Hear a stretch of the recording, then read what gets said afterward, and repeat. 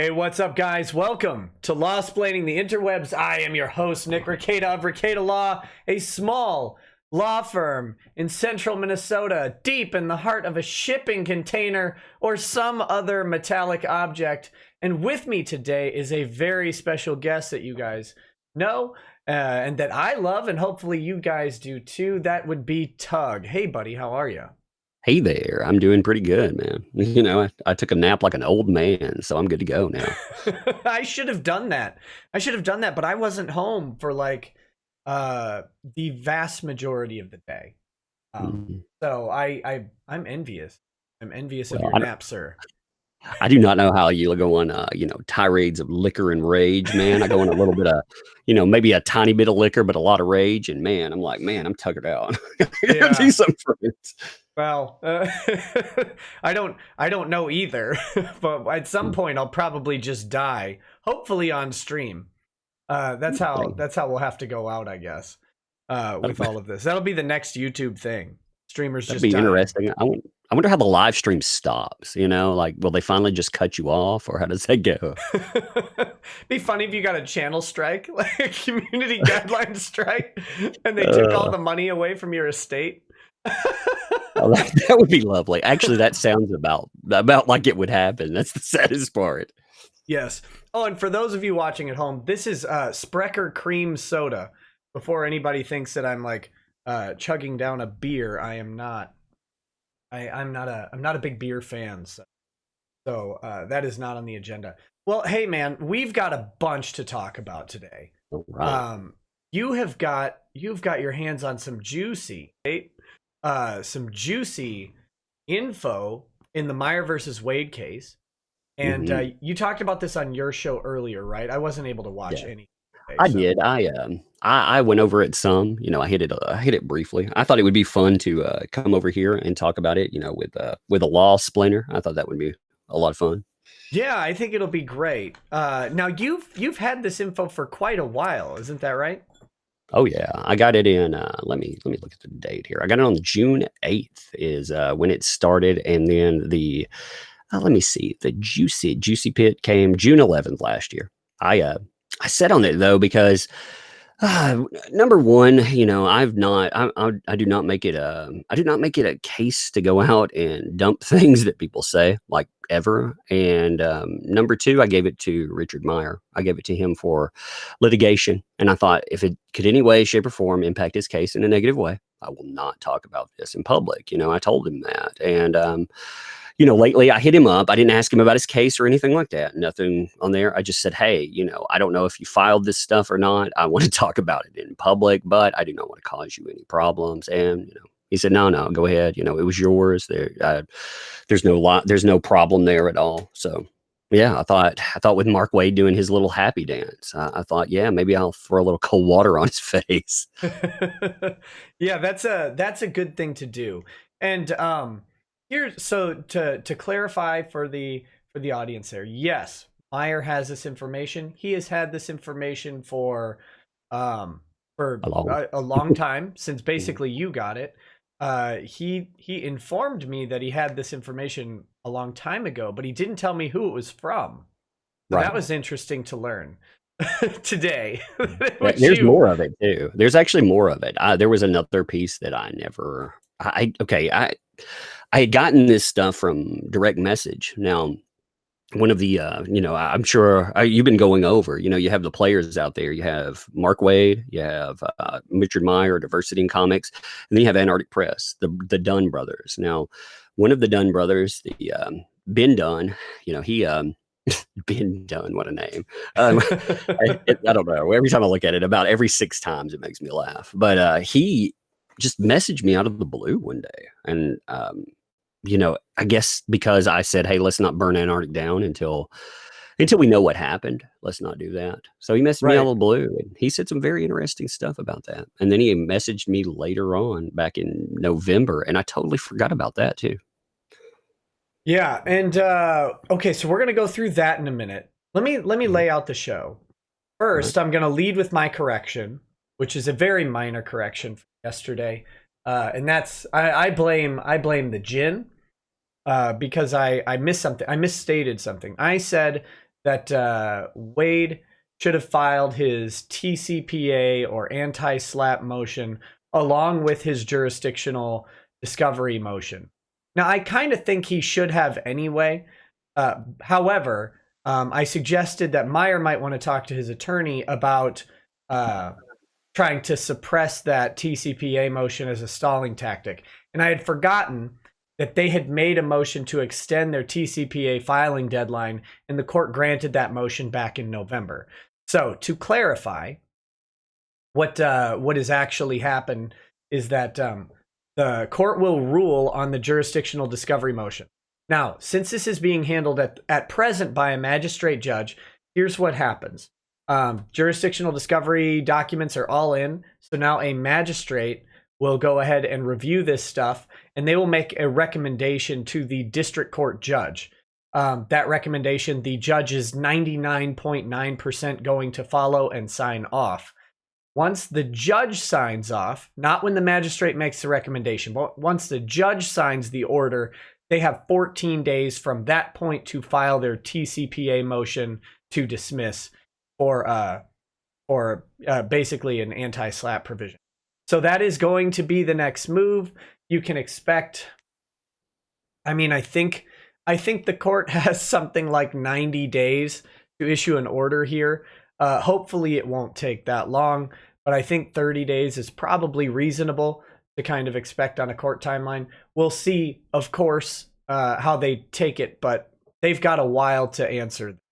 And then following that, we're going to get another delay from Mark Waid. So my correction, of course, was that I stated that Meyer might want to look into fighting back against the SLAPP motion for being untimely.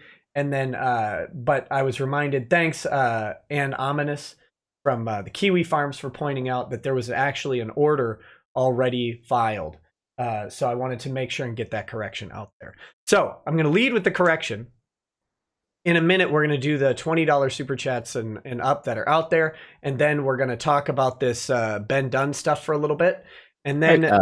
Hey, I've got a question for you. Oh, yeah. Okay, so somebody mentioned in chat, which I don't blame them about this. They said, okay, that some people are saying, of course, on especially the other side, derp, it's Photoshop. So I think what would be maybe fun is if I pull up the account of the person there too. Maybe I would just show it comes from their account. Maybe I should do that.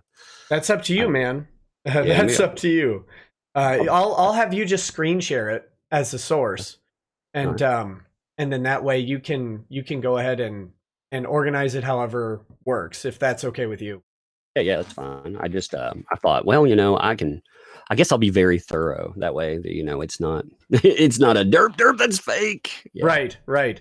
Also, I mentioned Christina, the other Amazon, would be coming on hopefully in the next 2 days. Christina will actually come on next week after the draft, I believe. Turns out she's really busy going up to the draft. So she's going to come out hopefully next week, right after the draft, talk about it and stuff like that. So we'll get to meet the Amazon Emeritus next week. So sorry for that one. I'm making mistakes left and right here, Tug. It's going down the tubes. Down the tubes. I don't know. All that crap you just said a minute ago, I would have thought, my God, if I were drunk, I wouldn't have gotten any of that out. So, I mean, you're doing a lot better than I would. Well, and then the next thing, sometime around 11:45 to midnight, probably, I'm going to tell you guys a story of another company that is facing social justice brigading or whatever. Mm-hmm. And it's kind of in our space. It's in an adjacent space that we'll call pen and paper role-playing games and tabletop RPGs. Some people out there do know about this.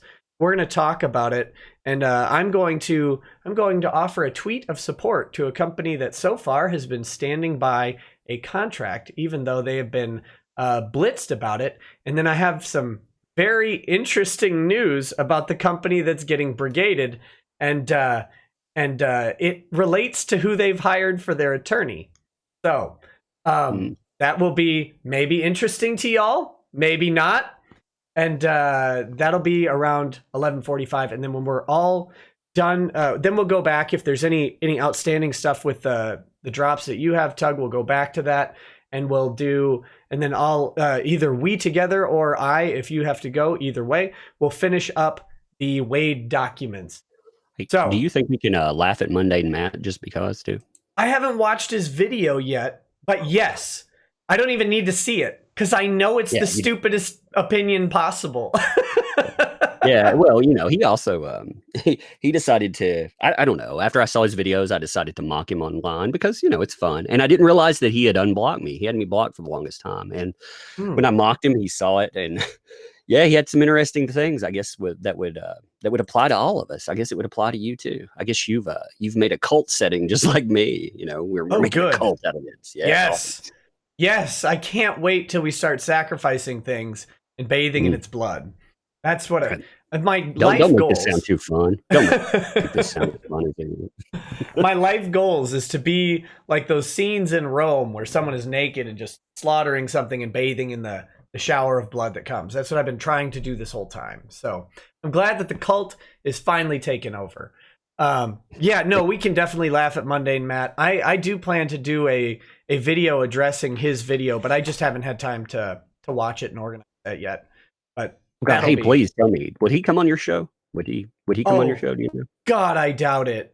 But hey, Monday Matt, if you'd like to come on this show, and I will be here too. Although I will tell you, Monday, I don't like you. You should get that. You were actually when I was a wee little channel, you were a douchebag to me, and you won't remember it, I'm sure. But you were a douchebag to me. You were, you like to flex about all of this stuff. Look at you now. So I'll make fun of you a lot, but I welcome you. You come on here and.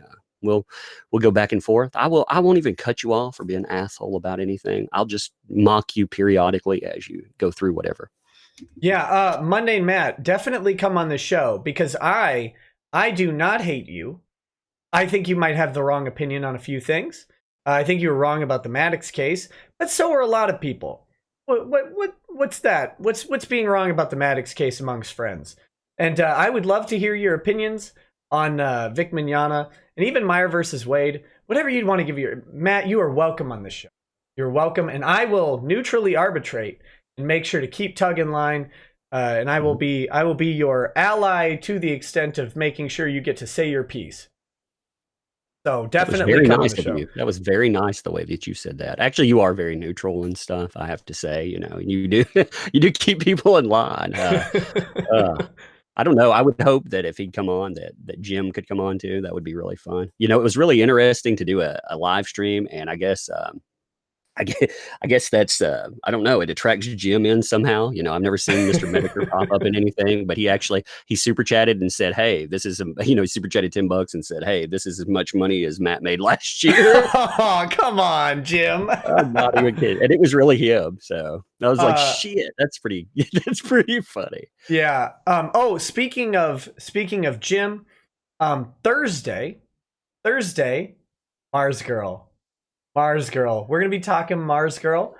Yellow Flash will be joining me, and Jim has indicated that he will come on at some point as well to help me because I know that Jim did a special video or couple videos on Channel Awesome, and so that Jim will be here. I believe, assuming he's available. He said he would be happy to. I told him today that it was on Thursday, same time as normal.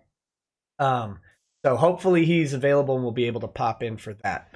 But Flash and I will be here, hopefully Jim, and we're just going to talk. We're going to talk Mars Girl, some coffee talk about Mars Girl. Should be great. Sounds fun, actually. I watched all of that Channel Awesome. I mean, he definitely has the definitive take on that. So I would be really interested about Juario. I'd like to see exactly what his thoughts are on that versus brigading against Vic Mignogna. Yeah, that would be. I think it'll be very interesting. So looking forward to that. All right, let me hit these $20 plus chats, and then we'll go into the drops, and then we'll move through the show here. I had to get a little glass of Finnish vodka to get. Okay, so a bunch of letters: FSDG, DSFK, SDG, SDG, SDFF. Sends, considered reaching out to the lawyer for the Nigerian brothers suing Smollett. She's done a few media appearances, so clients probably not averse to media attention. She seems to be SP so might be keen for the platform. I'll maybe. That'd be funny to get her on the show. Magic Turtle says can't stick around for the stream tonight, but wanted to say just started watching reading of Russell Greer's book. I gotta say some of the funniest stuff I've seen. That is a fun series, guys. If you haven't seen it, go find the Russell Greer playlist that I have and just enjoy Sriracha and I reading that book. It'll blow your mind. It really will. This is Tug, get your shower ready. Hugh Janus says Renfamous's panties are so nasty in the middle part, look like hot wing paper. Oh, gross, man. My mental image. He's not even done. He says Renfamous's pap smear was so nasty when the doctor pulled the Q-tip out, looked like a sugar daddy. Oh God. And now I need bleach or something. That was really awful.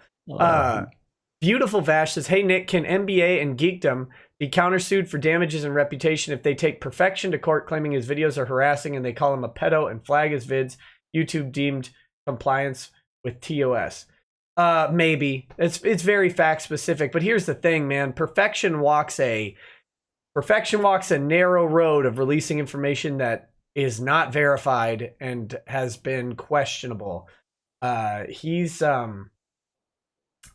sometimes you take risks and I don't know.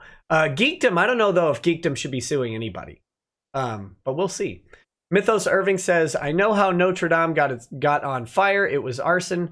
Claude Frollo had returned from hell to exact revenge on Quasimodo and his whore Esmeralda. Go. Swarm 069, Mark Waid has the face of a man who owns a cuddle basement. Gross. Mithrin Emmer says, that feeling when you leave your last law class of the semester realizing you didn't learn anything and aren't ready for the final and have a week to fix that, then you take a deep breath and try to stop the panic. Oh, you learn more than you think, buddy. You know it. You know it. I like Myth. Actually, he has some solid, he's one of the people that made me think about the Vic Mignogna case in different ways. So, props to him. Yeah, Myth is great. Dorby says, hilarious. Your boy Zach revelation today was that Wade's yes during an Antarctic press deposition was actually a triumphant yes. The dummy thought he'd won the case with Dunn's reply. He's going to be disappointed. Yeah, probably. I like the Spike Man says, so happy murderers and terrorisms can vote in 2020 and for everyone working hard will get their money taken. Vote Bernie. So there you go. Good job, Bernie, I guess.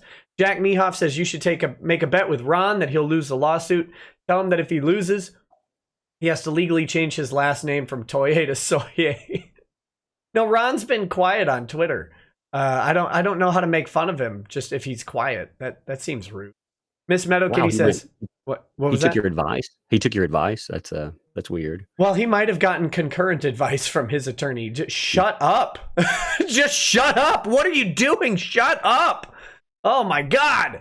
I enjoyed that. We're coming for Nick next. I like that. Well, I guess if you want to put your lawyer's kids through college to fail at suing me, that'd be interesting. You've heard about I guess you have. I've been hinting at the idea that, again, there's a weird little op coming. I'm going to be very vague about it because, the more they play stupid games, of course they pretend we don't know about it. There's someone going out running an idiotic op against you. I'm sure you've heard about that. Running an op against me. Oh yeah. I'm gonna be very vague on it, but I'll have to drop you stuff on it, and then I probably don't know about it, but that's great. Oh, it's good. Yeah, it's beautiful, man. They're actually what's really bad is they have this weird opinion. If you brag about this stuff to lots of people, then nobody's gonna tell. It's some people don't want the liability of what you're doing on their shoulders. Yeah, it's like I said, we'll see. What am I gonna do? Stop them from gay opery? No, but that'll be. It's all a ride. It's all a ride. So the gay ops, though, I just gotta say, all the people out there, watch it. If you haven't paid attention, there's a very litigious East Texas law firm that is, man, they aren't shy, are they? About going after people, about dropping hammers. They come on.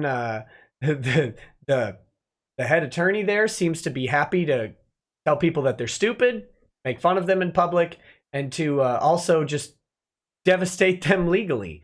And He, al- he's he been doing also it for a long time. he also is really good at so I don't know if you heard today, but yeah, I had a talk with Mr. Beard. I told him I was going to mention that. He said fine. I told him too if he wants to talk about anything we did, obviously anything besides identity, it's on the table. I don't care. So it's all Hmm. game, Yeah, I told him like straight up. But yeah, man, after I find it weird that this thing that certain people online do, every time someone launches a project, an Indiegogo, and they don't like the name like Comic Skate or whatever, they try to flag it down. I was like, come on, are you kidding me? They managed to do this stuff. They managed to get pretty much all of us to shy away from Kickstarter because they ended up dumping Richard C. Meyer, and they'll do it because you're a Nazi, because you're whatever. And with the stuff that's been going on with myself, this doesn't start on 14 days ago. It starts a year and a half ago. I mean, the stuff that these people put out is unfreaking real. So I talked to him today, and I had to. It's real when you have to have a lawyer contact your local CPS to make sure that, as a preemptive measure, those assholes don't try to ruin your life. So yeah, that's making it very real. So Yeah, it's disgusting, really, that that opinions have degraded into legal action. mhm. That's Yeah, I miss the day when people would just, say, "Oh, you're a fucking moron. Come on," I mean, that's fine. "Oh man, your products look like shit." I mean, just come on. Where's the talking shit? That's the fun stuff. Yep, absolutely. That's where I live, right? Making fun of people, and Mhm. it's interesting. Why does it ever have to go beyond that? We could just make fun of each other, and that'd be fine. But no, no, they want to threaten. They're talking about threatening calling CPS on you. They've hinted at stuff like that about me. They tend to say that I drink so much that my children must be in danger, my wife must be abused. Obviously, Yeah, they've also, been doing the same thing with myself. They go on, like I have my daughter. She comes on my live streams, and right. a funny thing, my daughter one time saw a video, and she doesn't understand like SJW or anything, but she's heard that word. She heard it on a video, and this person, they kept saying Nazi, Nazi, Nazi. Well, she thinks that's what they say. She thinks it's a breed of people, and she doesn't understand what a Nazi is. So anytime she sees a certain color of hair or baddie glasses, she'll say, "Dad, is that an SJW?" Yeah. I'm like, Yeah, "Well, what do they say?" And she'll say, "Nazi, Nazi, Nazi." And it's funny, but these people, they see themselves called out by a little kid there, and I don't know. They put out stuff like, let me look at one of these just real fast. They put out stuff in the public like, um, you know, certain people never called CPS. That was a lie. Though honestly, after what I saw tonight, I'm genuinely terrified for that child. So there you go. That's legitimizing. That's making it all real. oh yeah, and that's the, it's silly because what they're doing is they're projecting like their dad onto us. Mhm. So we yell at someone, they think, oh, dad's gonna beat me. Uh, I drink, oh, dad's gonna beat his kids because dad beat me after drinking. That seems to be what it is. I don't know if Renfamous's dad was a heavy drinker or anything. I mean, I think people have located Renfamous's dad, so I don't know if anybody has looked into that. But Yeah, that's what I saw there. I mean, I've seen people have that conversation. Myself, I try to. I have nothing against people that want to do their due diligence. I just, that doesn't befit my what I'm talking about in there. It doesn't make the Vic slander or anything better or worse. But that's no shot at anyone else that's doing their due diligence. I mean, these people, it's a real weird world that they walk in when they dig up Vic's mother, but they expect that their public Facebooks, Instagrams, all of these things that are in their names are somehow off limits. I even heard an argument one time that said, it was actually with the perfection thing. Again, not taking side pro or con, but they were saying because it's not on YouTube, if you bring it onto YouTube, that's doxing. right. It's like, what? What does that even mean? Well, it means that we have a more effective platform than them. Mm. I mean, at the end of the day, and they know it, and they're terrified. Well, why don't we? Oh, I've got like one more. I think it's one more chat here. Yeah, from Samoto12 says first time super chat, is geekdom liable for anything? Maybe. I hear people say he's been in Kick Vic and others say he hasn't.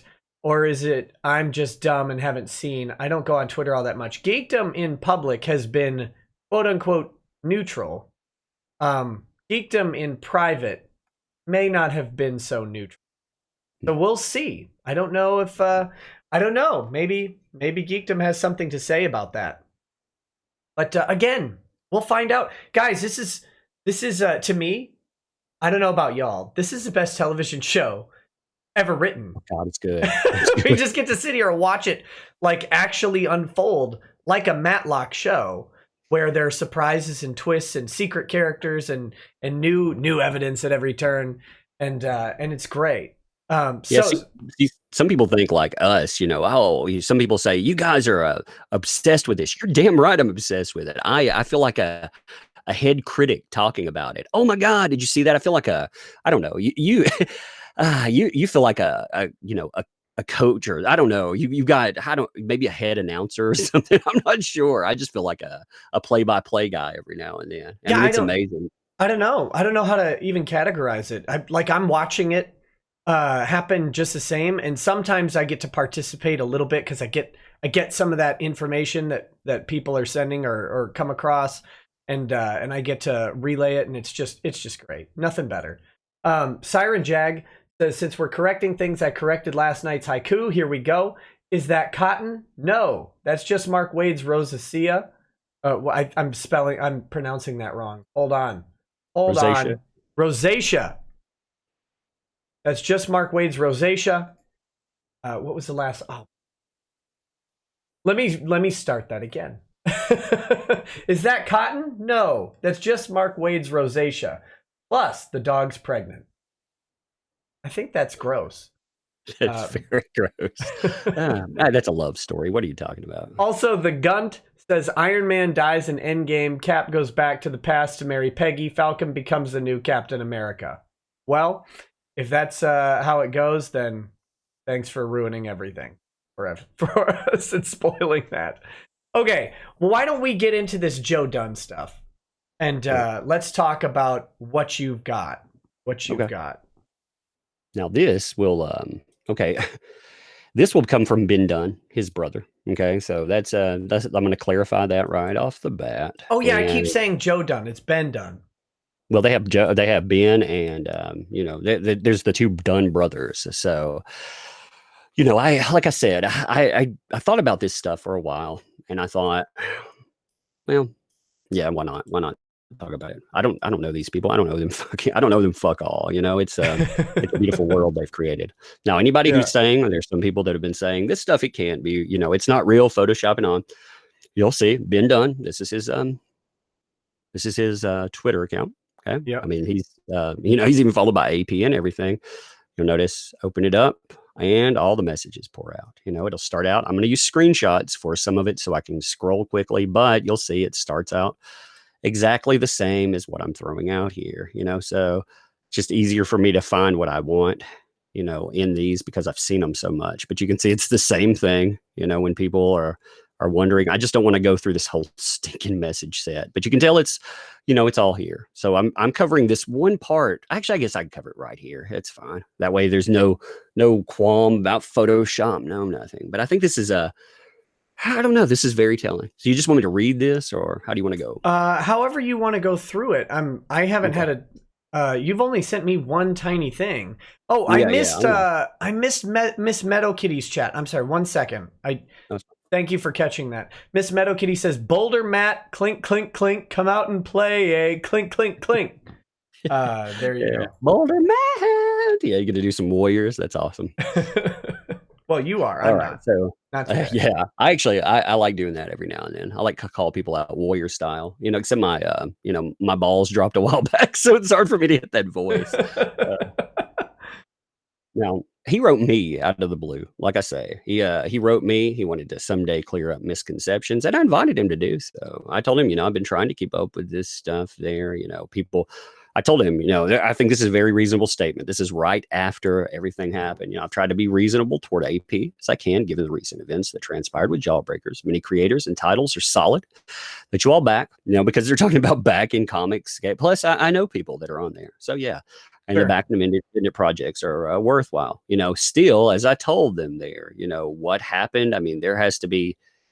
We waited on, there were a lot of people who waited on clarification from this, and all we got was radio silence. So then he decided to drop this on me. So he said, first, it took him 3 days to respond. So first, I wanted to apologize for taking so long to reply. I wanted to thank you for your fair assessment.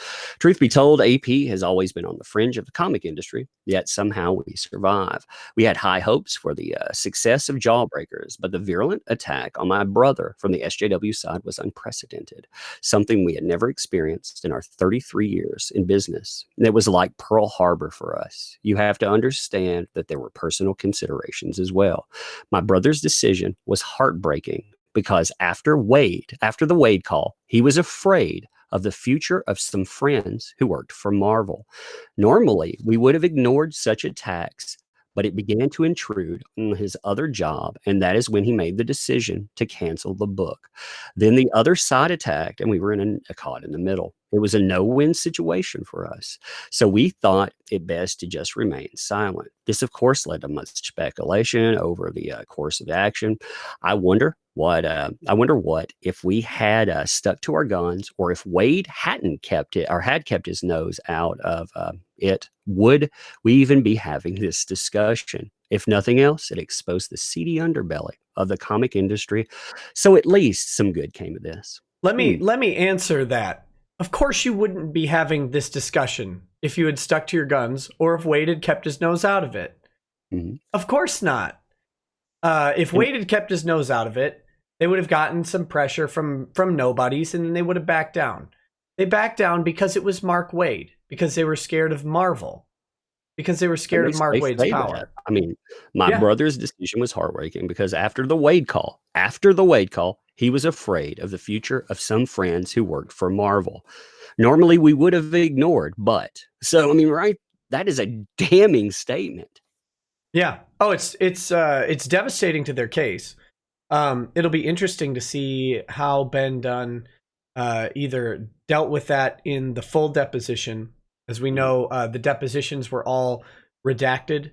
Portions of them were redacted for each side, and there's more to it. And these depositions were actually limited pretty much to jurisdictional discovery, and so it's likely that should this case continue, that the Dunn brothers will be deposed again, and that'll pose a very interesting problem for them because their answers will have to be consistent. What I did not like about this situation and putting me in this is they would not say this stuff publicly. They did, however, they were saying it privately. They were saying it, if they said it to me, and I'm an absolute stranger running a YouTube channel. If they said it to me, then they've said it to other people. Now, I don't know if anyone else came forward to talk about it, but it put me in a very awkward spot. And I hate to say, but when I'm looking at this industry, I want change in this industry. That's I've made that very, very clear. I've been around this industry since I was 3. I love it, but I hate with a passion some of the people that have popped up, the Waids and on. Waid made a statement a while back that said, if you're he was talking about blockchaining. He said, if you're caught in a blockchain, sure, it could catch good people, but it's a privilege, not a God-given right to interact with people like himself. That was his words, privilege, not a God-given right. Now, people like that, if they want to bring that mindset, or they want to bring this mindset that allows the normalization of this bullshit, then people like myself, yourself, we have challenged this shit. Richard Meyer is the challenge to this shit. And yeah, I'm going to back that thing. I'm going to back it as hard as I can with anything at my disposal. And this, like I said, is a powerful tool in my opinion. Yeah, absolutely. Absolutely. Okay, so what else do you have here? Because I mean that statement alone is brutal. It's brutal for Waid.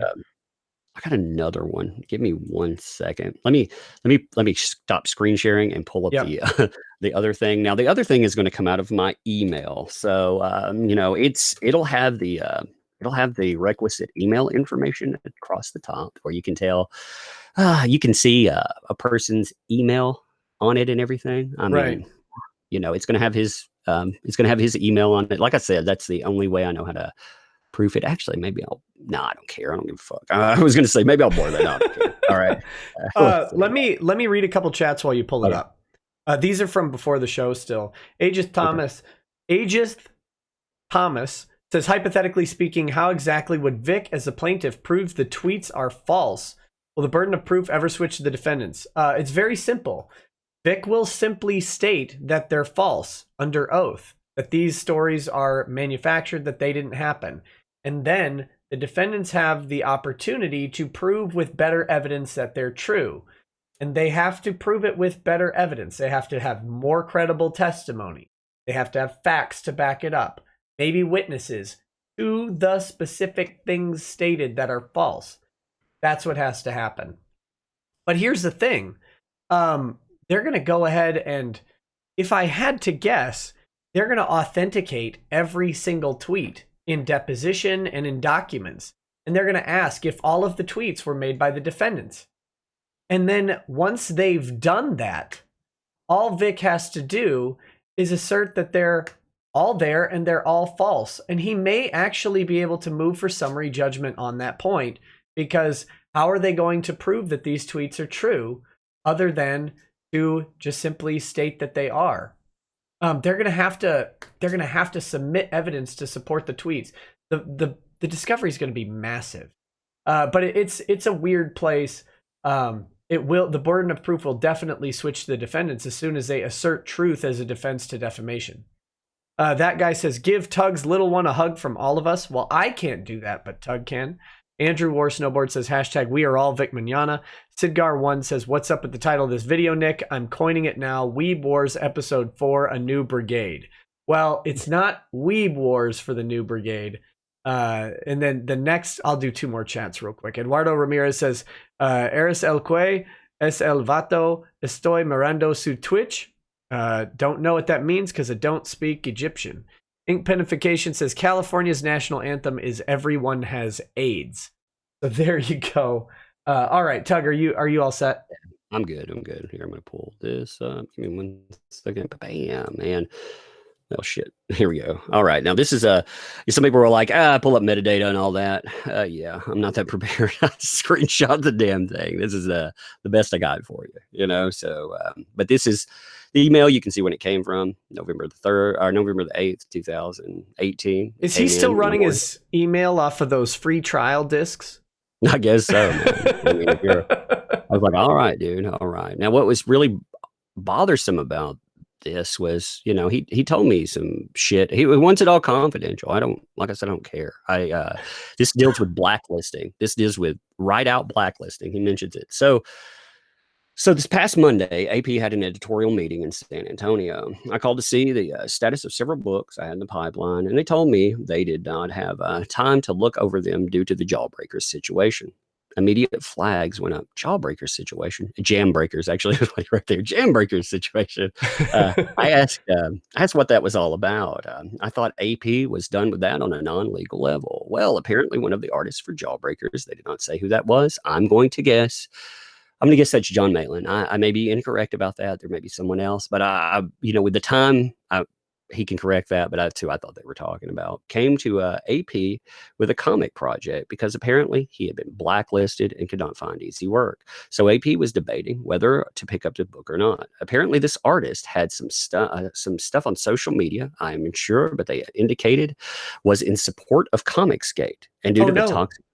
Yeah, no, terrible, huh? Having your opinion there and. Supporting people with projects and supporting people with the idea that we want professionalism and less partisanship in your fucking comics, terrible.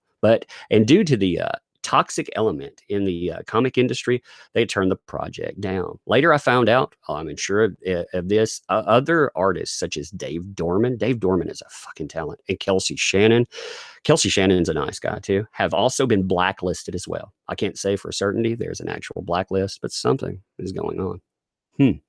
So he's telling me that these companies are bowing to pressure because there's actual blacklisting going on.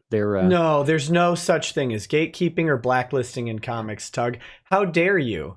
How dare you suggest that there would be anything like that? I've heard over and over. All you do is you just start making your comic book, and then you just start selling it. Like, you could just walk up to a local comic shop with your comic book that you printed off of your printer, like they did back in the 60s, and stapled it together by hand. And then you can just go and put your book on the shelf with a price tag on it, and people will buy it. And also, you know, what are you saying? What are you saying? There's gatekeeping. It's not like high up writers at Marvel will call and try to interfere with your book if they just don't like you. I mean, well, it's also not like you know, certain CCOs at Marvel give back pats to people who try to destroy projects all the time. They try to flag them down and on when they're in the independent level. I mean, it's sure that doesn't happen either, you know. But it's so bizarre to see actual confirmation of this stuff. I've gotten confirmation of this stuff from a lot of sources, which I think is crazy. I've had some very interesting stories told to me, and yeah, like when you see some of the people attached to them, that's the interesting part. This, like I said, all of this is part of lawsuit. All of this is there. So, you know, all of this comes out in the wash anyway. It's just, you know, so it's not, this was a quandary I went through months ago, whether or not to talk about this to Richard C. Meyer. So putting it out there, you know, some people were like, you're throwing Dunn under the bus. No, if it comes out in the wash anyway, he's good to go, you know, but yeah, well, this and stuff, you know, let me, well, you can decide how you want to do this opinion, but let me be honest about the Dunns. I'm not the happiest with the Dunns. I know that Meyer asked people to be very sympathetic and understanding with the Dunns. I think that was strategically good, and I think that he genuinely meant that. But here's the reality. The Dunns did breach a contract with Richard Meyer. They did. Mm-hmm. And he could actually sue them for that breach. Now, he didn't. He doesn't need to. And Waid is the deeper pockets. Obviously, Antarctic Press is barely solvent, if it is even solvent. It's not making very much money. They're not going to have a lot of assets to go through. Depending on how they're organized, you may not be able to go after the Dunns. And look, just because they were spineless in the face of a giant Stay Puft Marshmallow Man named Mark Waid, doesn't necessarily mean that you need to go after them for breach. It just might not be the most prudent use of funds or time or effort. However, they breached the contract. They did. They made an agreement, and then, like so many of these other people, they just said, well, that doesn't matter. I guess we're not doing business anymore. We're doing feelings. Yeah. And I'm a little bit sick of, like, I know, again, a little bit of deference is due because they were attacked by a vicious, nasty mob, and Mark Waid being I can't call him the spearhead because he's too fat to cut anything. But that's a shirt right there. That's a shirt. but yeah, him being sort of at the forefront of that brigade is very intimidating for the small player in the comics industry. But if you're not going to stand by your contracts, who wants to do business with you? I never would. Right. And yeah, over and over, we're seeing this. You know, they had the chance to become solvent. They've admitted that this would be the most profitable. I actually saw some other message saying how much of a failure they were until I believe a Tim Lim's book came around, and I mean the amount of money that put in their pocket that made their years through and through. So the amount of money they were looking at from Richard Meyer, I mean, they were supposed to get, I think, half of what was going to be out there, if I remember that correctly. Yeah, it was 50-50 split on all revenue.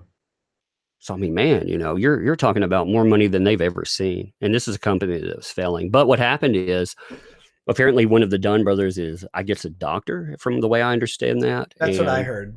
yeah, so they're brigading against his real life, and he was like, "Whoa, I don't know how much the my friends at Marvel kind of thing comes into it, but I do know, yeah, I can even understand that to a degree. That's why I wanted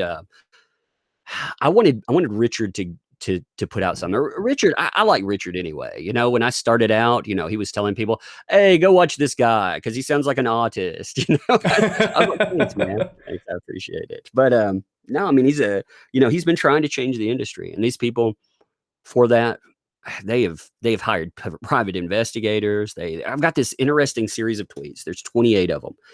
They think they're in a closed off room, and all of these people are going through every piece of information on Richard Meyer. They go through it, and they get to this point where they're talking about his parents and his children, and whether or not they should dox him. And they're talking about whether or not he possibly has a mental illness from combat that can be exploited. So those are the type of people that he's dealt with for that long. You got to fight for that guy.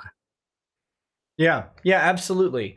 And you got to fight for him also because it's all false, right? Like he's a racist white supremacist. Well, when you dox his family, you'll find out how untrue that is really quickly. Right.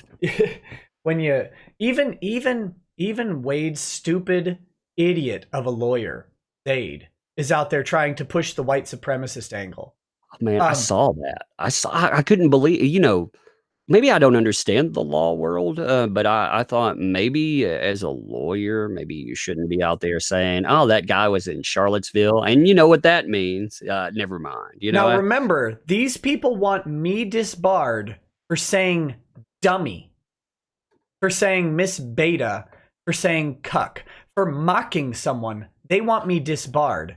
But for stating that Richard Meyer must have been in Charlottesville because he's a white supremacist Nazi and trying to somehow, as a certain giant fat orca tried to do, trying to somehow attach him to the death of another fat orca, Heather Heyer, hashtag no regrets on making fun of that. But to try and go ahead and attach him to the death of someone because he was in Charlottesville for a completely different reason. And they want me disbarred for calling someone a cuck. But yet, here's Zaid.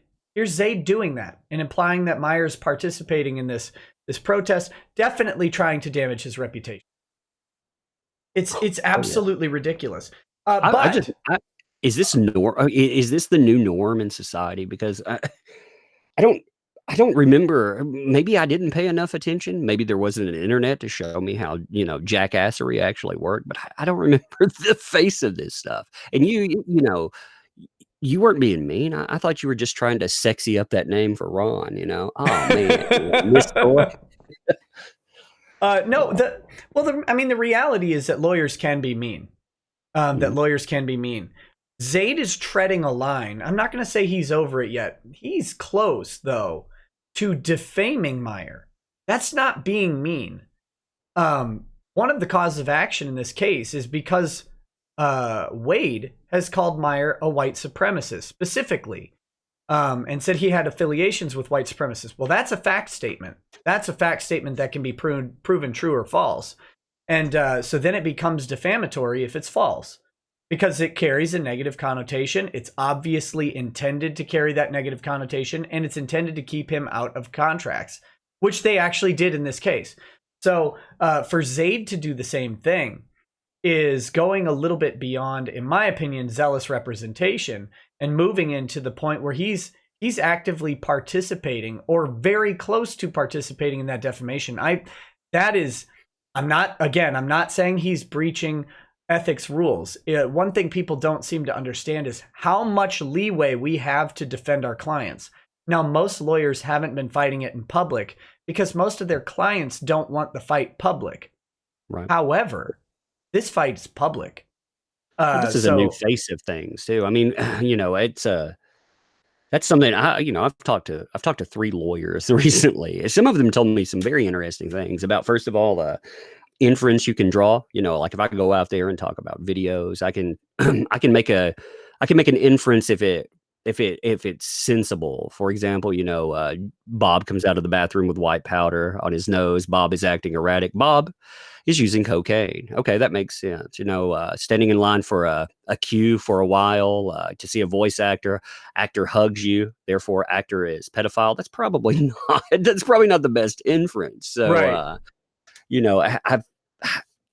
I don't know. Like I said, when I look at this stuff, I realize we're fighting a new battle here. We're fighting one that outrage in the past, outrage used to die down. You could set back and eventually you would have the cycle peter out. But here, anybody can conjure it up. I think the Vic Mignogna case is a beautiful example of that too. You see people that they've been gunning for this guy for almost 2 decades, and then you see this, it'll flare up, it'll go out, and then all of the insanity, the brigading popped up. But yeah, it proves it never goes away now. Well, I think there's a difference because now we have people specifically dedicated to not letting it go away, right? Right. Every time I comment on a case, people bring up a certain picture of me every single time. And it's not different people. It's the same people across different industries and different fan groups. They pop up to remind the new group of what I did. One, as if it matters at all. But two, they have to make sure to try and discredit. Same thing with Vic. It's not like these were new people complaining who just found out about all this stuff and it's like, oh, I dug this up on the internet. No, there's a group of people who've been doing this forever. The Orca, as a member of Boycott Anime Matsuri, drags up the Anime Matsuri drama every single year and ardently speaks against them and encourages people to go out and try to tortiously interfere with their contracts in Texas. What's interesting about that though? All of these people that do it, they of course go and they have Instagram. So if people want to go and check their Instagrams, you'll find a really fascinating thing. All of these claims against Anime Matsuri pop up in 2015. Now they boycott here and there, but they also would go to Anime Matsuri. It's not until a certain hashtag, a certain Me Too pops up, then they decide to go. They go decide. I was going to say full frontal, but that sounds awful with those people. Yeah, we don't want that. Don't do that to the audience, Tug. I'm sorry. Well, let me do this. Let me read a couple chats and let me tell that brigading story real quick, because I think it's pretty interesting. And then we can get back to the done thing if there's anything left there. Batman says, "I'm Batman." Well, there you go. I think that seems consistent. Above average peen Jeremy says, what is the situation with Todd Habercorn? It's been radio silence for a while now. That is by design. I would assume that Todd and his attorney, which is Ty, have decided to keep this one silent for a while.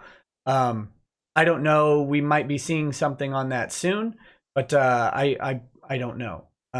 But they have kept out of the social media blitz because I believe, Pride more. What honestly, like, what is her name? I don't even remember. Yeah, the real one. Yeah, either actually works. She actually didn't change her name to something like that. More. It is, Thought More. Oh, so it must be Pride More. I mean, I honestly, like, when I go to type in Ron Toye on Twitter, I actually type Ron Soye 9 times out of 10. That's what I actually pulled up the fake account, Ron Soye one time. And I thought, holy shit, did he really say that out loud? And then it took me about a second because I'd been typing Ron Soye. Yeah. Well, it gets lodged up there. But yeah, I think that radio silence is by design, and we'll see how it goes. I'll let you know as soon as there's something to report. Morty J says, conspiracy theory for you, Nick and Tug. We've speculated that it's jealousy from Monica and the others. Source? Broly not dying, returning to future DBZ installs, and Vic becoming more prominent in the Funimation cache. Thoughts? I think the jealousy from Monica and crew is just that Vic does better at conventions than them. and that if they're next to him at a convention, his line is twice as long. That's where I think the jealousy comes. I don't know. Tug, do you have a different take on that? Man, I do think it boils down to that. I've heard some weird stories though. I always wonder, like each person, I guess, has their own buy-in. I honestly think that Sabat, when you're talking about him, I think it's more of a power dynamic. That again, that's my personal opinion because Vic, he made his way up without the help of this guy. And I've worked with people, and if you imagine in any workplace, if you're the new dude that, you get put in place, you control all of these people, and you have these outliers there, then you can either deal with them or you expect them to go along. Now, it's hard to get rid of certain people if they're extremely likable, if they're extremely successful or prominent. So I think, like I said, I think different people have different buy-ins. I think some of it's jealousy. I think some of it's a power dynamic. I think some people just went out to get back pats, and I think you Yeah. just Well, it's I think some people were hoping for front pats. Shane, isn't going to happen though. Majin Ryoko says, what are some consequences Geekdom 101 and MBA can face for colluding and releasing a confirmed Photoshop forged court document to make Perfection look like a child abuser? I mean, if they did that, if that's true, I mean, there's some real consequences. Yeah. I mean, now if that's true, I've not been super friendly to Perfection just because I find his information to be dubious. But if what you just said is absolutely true and can be proven, then that would be defamation per se. That would be a significant amount of damages, and he should talk to an attorney about it. He absolutely should talk to an attorney about it. Miss Meadow Kitty. My favorite comic right now is Pearl Clutchers, a story about a few innocent ocean mammals who are being attacked by an evil internet lawyer. That would be a great one. And Alice Rose says, all of hashtag Kick Vic are just dirty smear merchants selling snake oil in their safe space tents. I think I agree with that in a lot of ways. Mythos Irving says, question for Tug. So you think because Vic didn't tongue punch Sabat's fart box, so they Me Too'd him? That's that was a especially eloquent way of putting that. Yeah, that sounds fair enough. That was horrifying. Thank you. All right, guys, let me bring this up for you. I've got to pull up a link here. I've got it here. Let me bring this over. Oh, you know what? I can screen share this.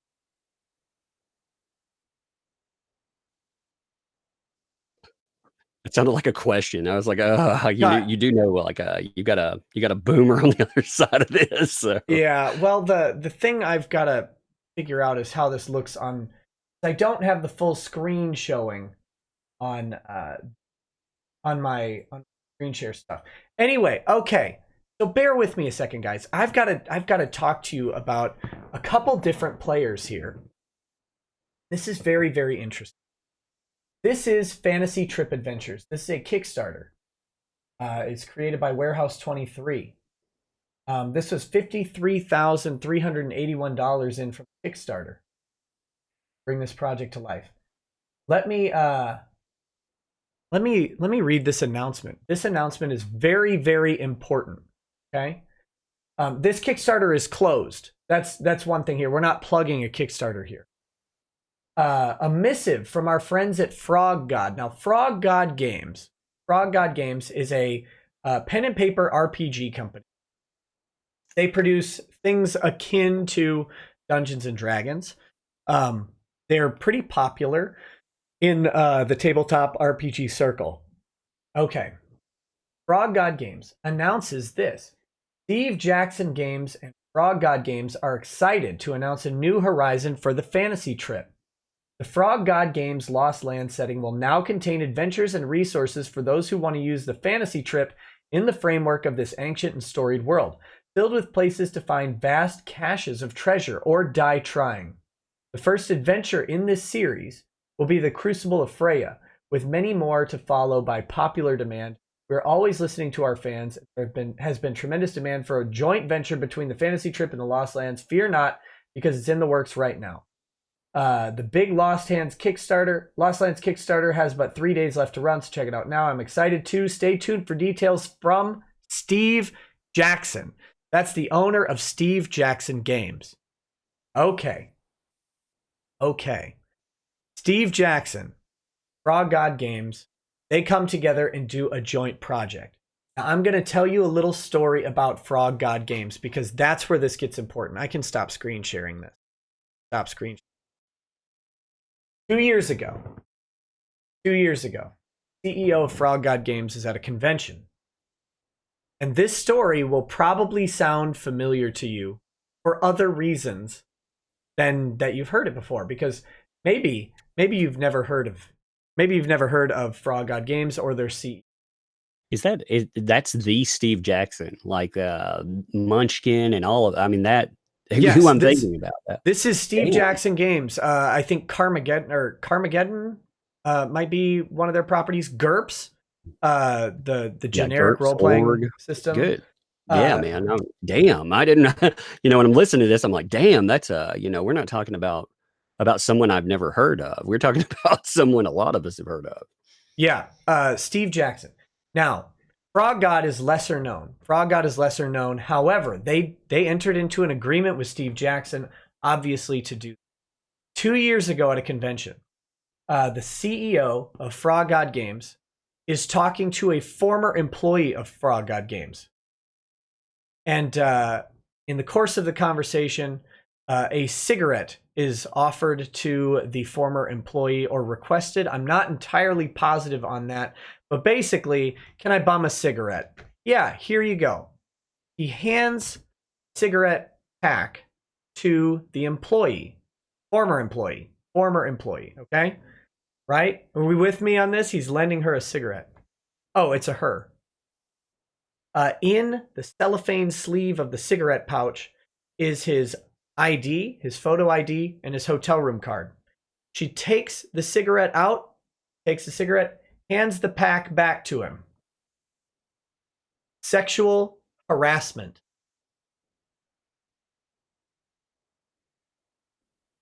Not a joke, not kidding. That former employee is now claiming that he sexually harassed her at a convention. And I shouldn't say now claiming. This has been going on for the past 2 years, basically.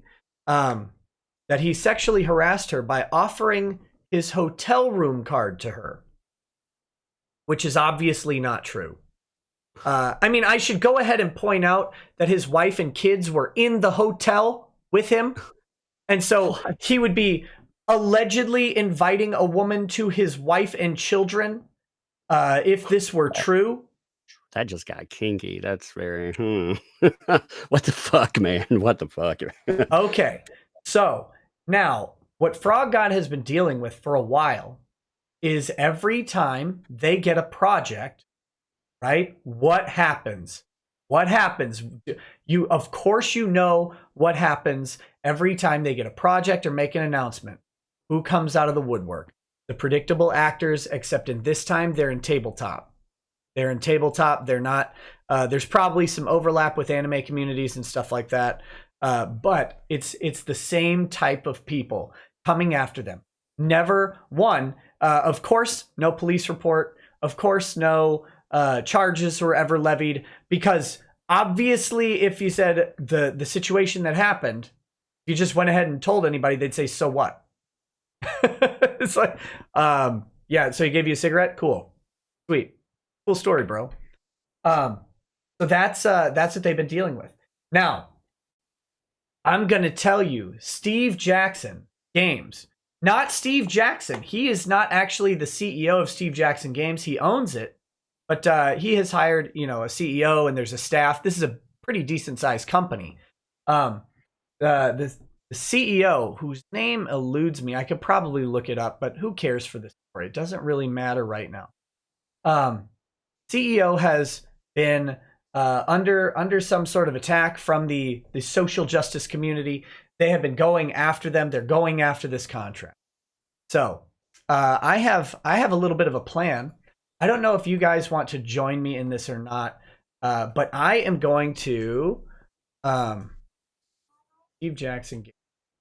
I'm going to actually do a live tweet in support of Steve Jackson Games for sticking with Frog God, because I do respect the fact that he's being brigaded, and it's nice to see him stand up. You know, and so far it seems like they're still on board. So I'm gonna do that. If you guys wouldn't mind sharing and retweeting that, I would, you know, I'd kind of appreciate that. But I don't, you know, I'm not gonna ask anybody to do anything specifically, but I'm gonna type this up. So if you don't mind, I'm gonna screen share the typing. So I hope this is in the frame. Oh, it is. It is. This is gonna be a disaster. Yeah. Oh, here we go. Get off. Oh my God. I'm so bad at this. Man, you try to show live support or live troll. I like to live troll too, but yeah, you try doing that, and man, you just boomer the shit up. That's what I'm bad at. I did. So hey, at SJ Games, I just wanted to thank you for standing up to the mob's social justice morons who are hacking guys. Support Frog God Games. Great to see businesses look stick with.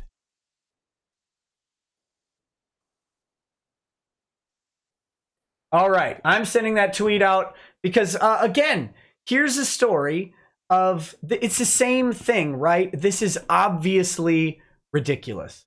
It's obviously a ludicrous story of this person. Frog God Games, like you're saying, Tug, or like you were saying earlier, the things can sometimes blow over, but there are people who won't let them blow over, right? Right.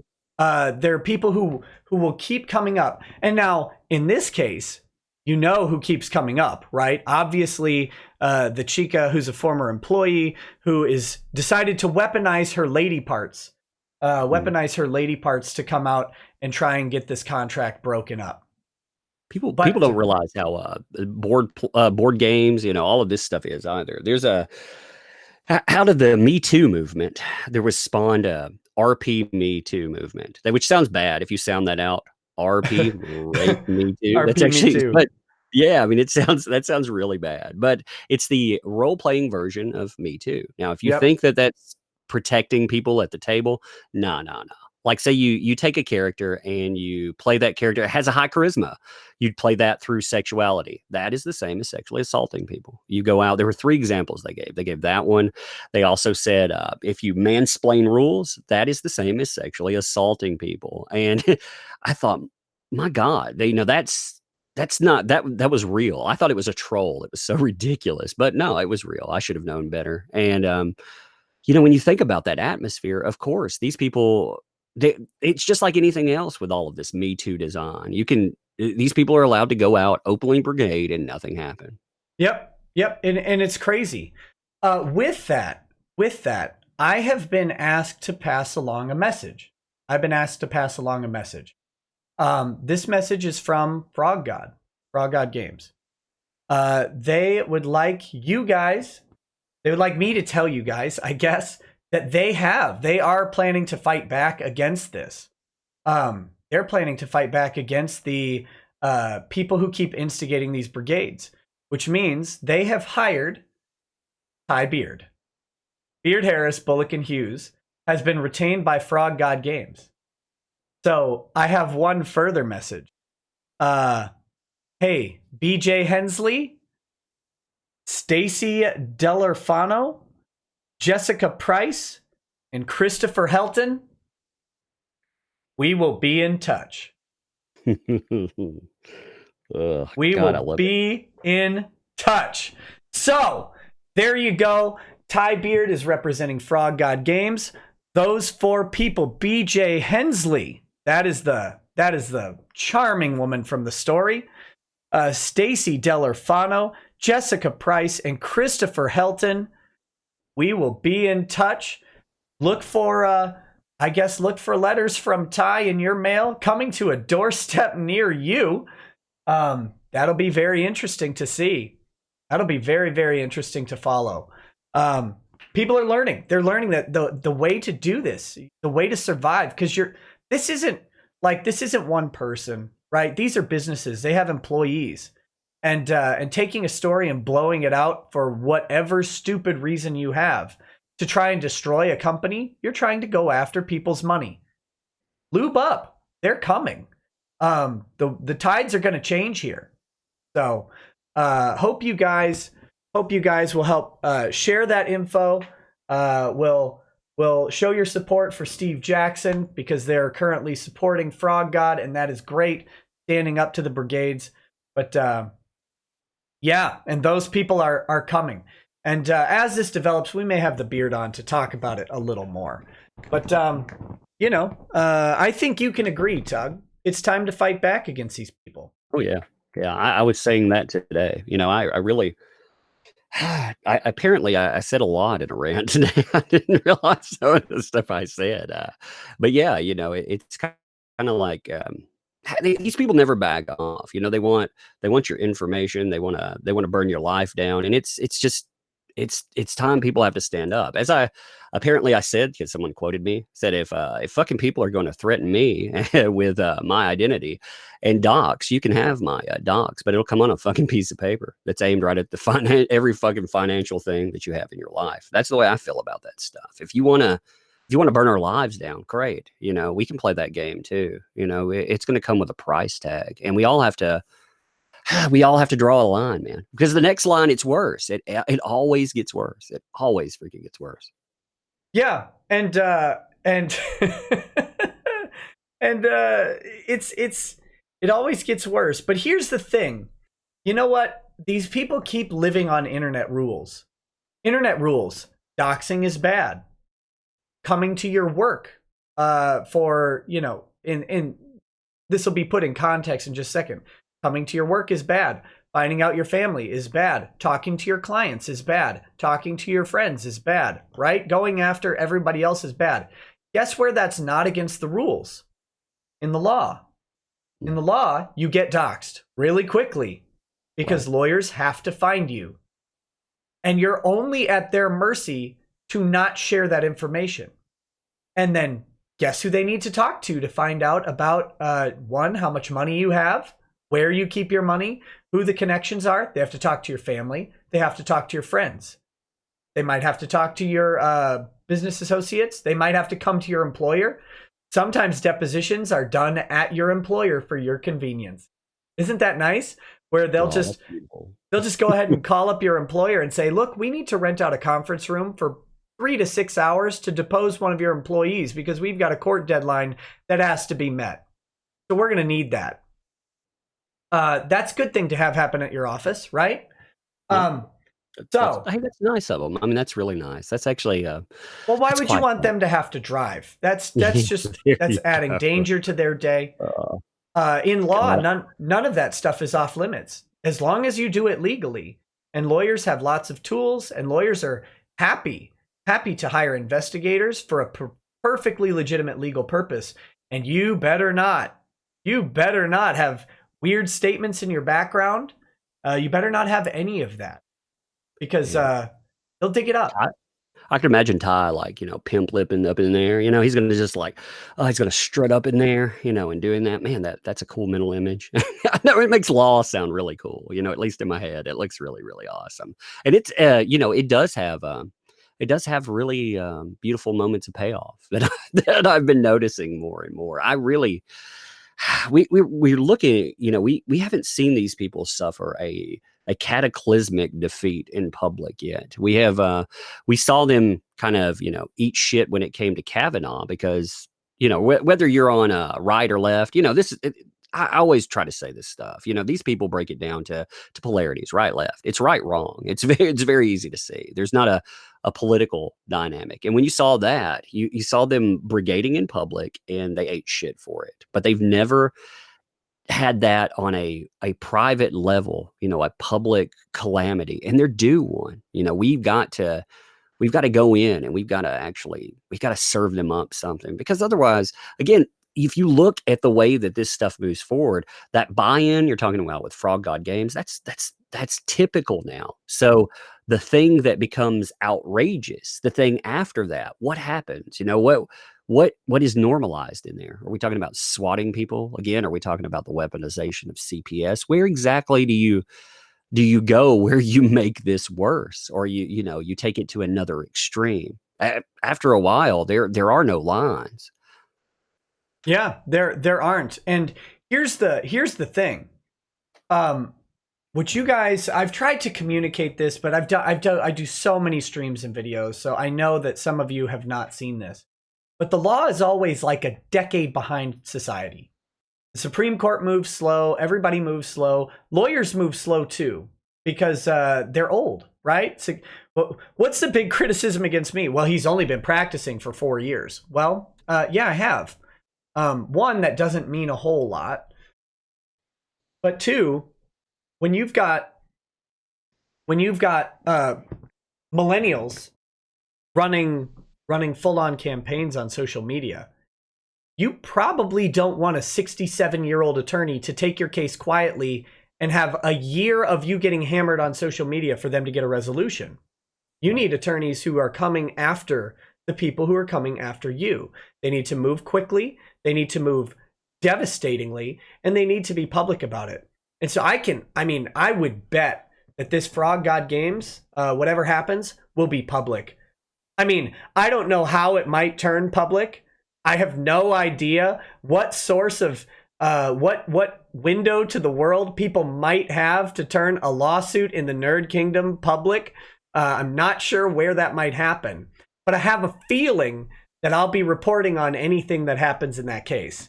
I have a guess, and I have no qualms putting the full weight of the legal process into motion. I don't. And I don't think Ty does either. And I doubt people who have been bullied by you at every contract that they've tried to sign for the past 2 years will have any problem running your good name right into the dirt, you lying sack of trash. Yeah, that was a really interesting point you all brought up about when you're talking about conventions. Places that you go out and you threaten repeatedly. It's just like voice actors or whomever. People that you've worked with. You threaten them repeatedly with the idea that they're not going to go out and dish every piece of trash that you've ever done in your life. Yeah, way to play that. Way to play that indeed. Yep, they're gonna. They're gonna get a dose of it. They're gonna get a dose of it real quick. Because these companies are tired of it. How do you move up in business if you've got people constantly misrepresenting something intentionally to bring you down? It only lasts so far. So anyway, that's my story. Ty and I teased that story a little bit the other day. We wanted to solidify a few things before we went ahead and disclosed that, but that is it. Steve Jackson, I hope they maintain support and stand strong. It would be a real shame if they pulled an AP and backed out, but so far, man, they're hanging in there. So I don't understand why places do that. I mean, it's not like one day these people will come for you too. They come for everybody. They even come for their own. So if you don't hold somebody, it's not going to stop the brigading, but it's going to stop some of it. At least people will know that there are ramifications. And I thought it was interesting. Something that Ty was mentioning was people always thought lawsuits. It's only about money. It's only about if you can't go out and pick up damages, then what's the point in it? Well, there are a lot more points these days. Again, you can't let it blow over. So what do you do? I also liked there was a certain wise man that said about about weapons that we use in these fights. He said, if we look back on Omaha Beach, if we look at the guys that were invading Omaha Beach and the people that were there defending it, you know, Nazis and GIs, those people were using the same weapons. At the end of the day, we can say we're better or worse, but the weapons at our disposal, maybe we need to wake the fuck up, and maybe we need to start weaponizing everything at our disposal, because those people certainly have. Those people certainly have. And at the end of the day, we still can tell the difference between the sides. You know, the people who these days scream Nazi versus the people who act like it. Yeah, you can tell who they are. We have the same weapons, but we have different objectives. And that is the important part. Our objectives have been, at least my objectives. I guess I shouldn't say what our objectives have been. My objectives have been support these companies when they're going through this. Support Kamehacon, right? We could have tried to make Kamehacon into a bad guy.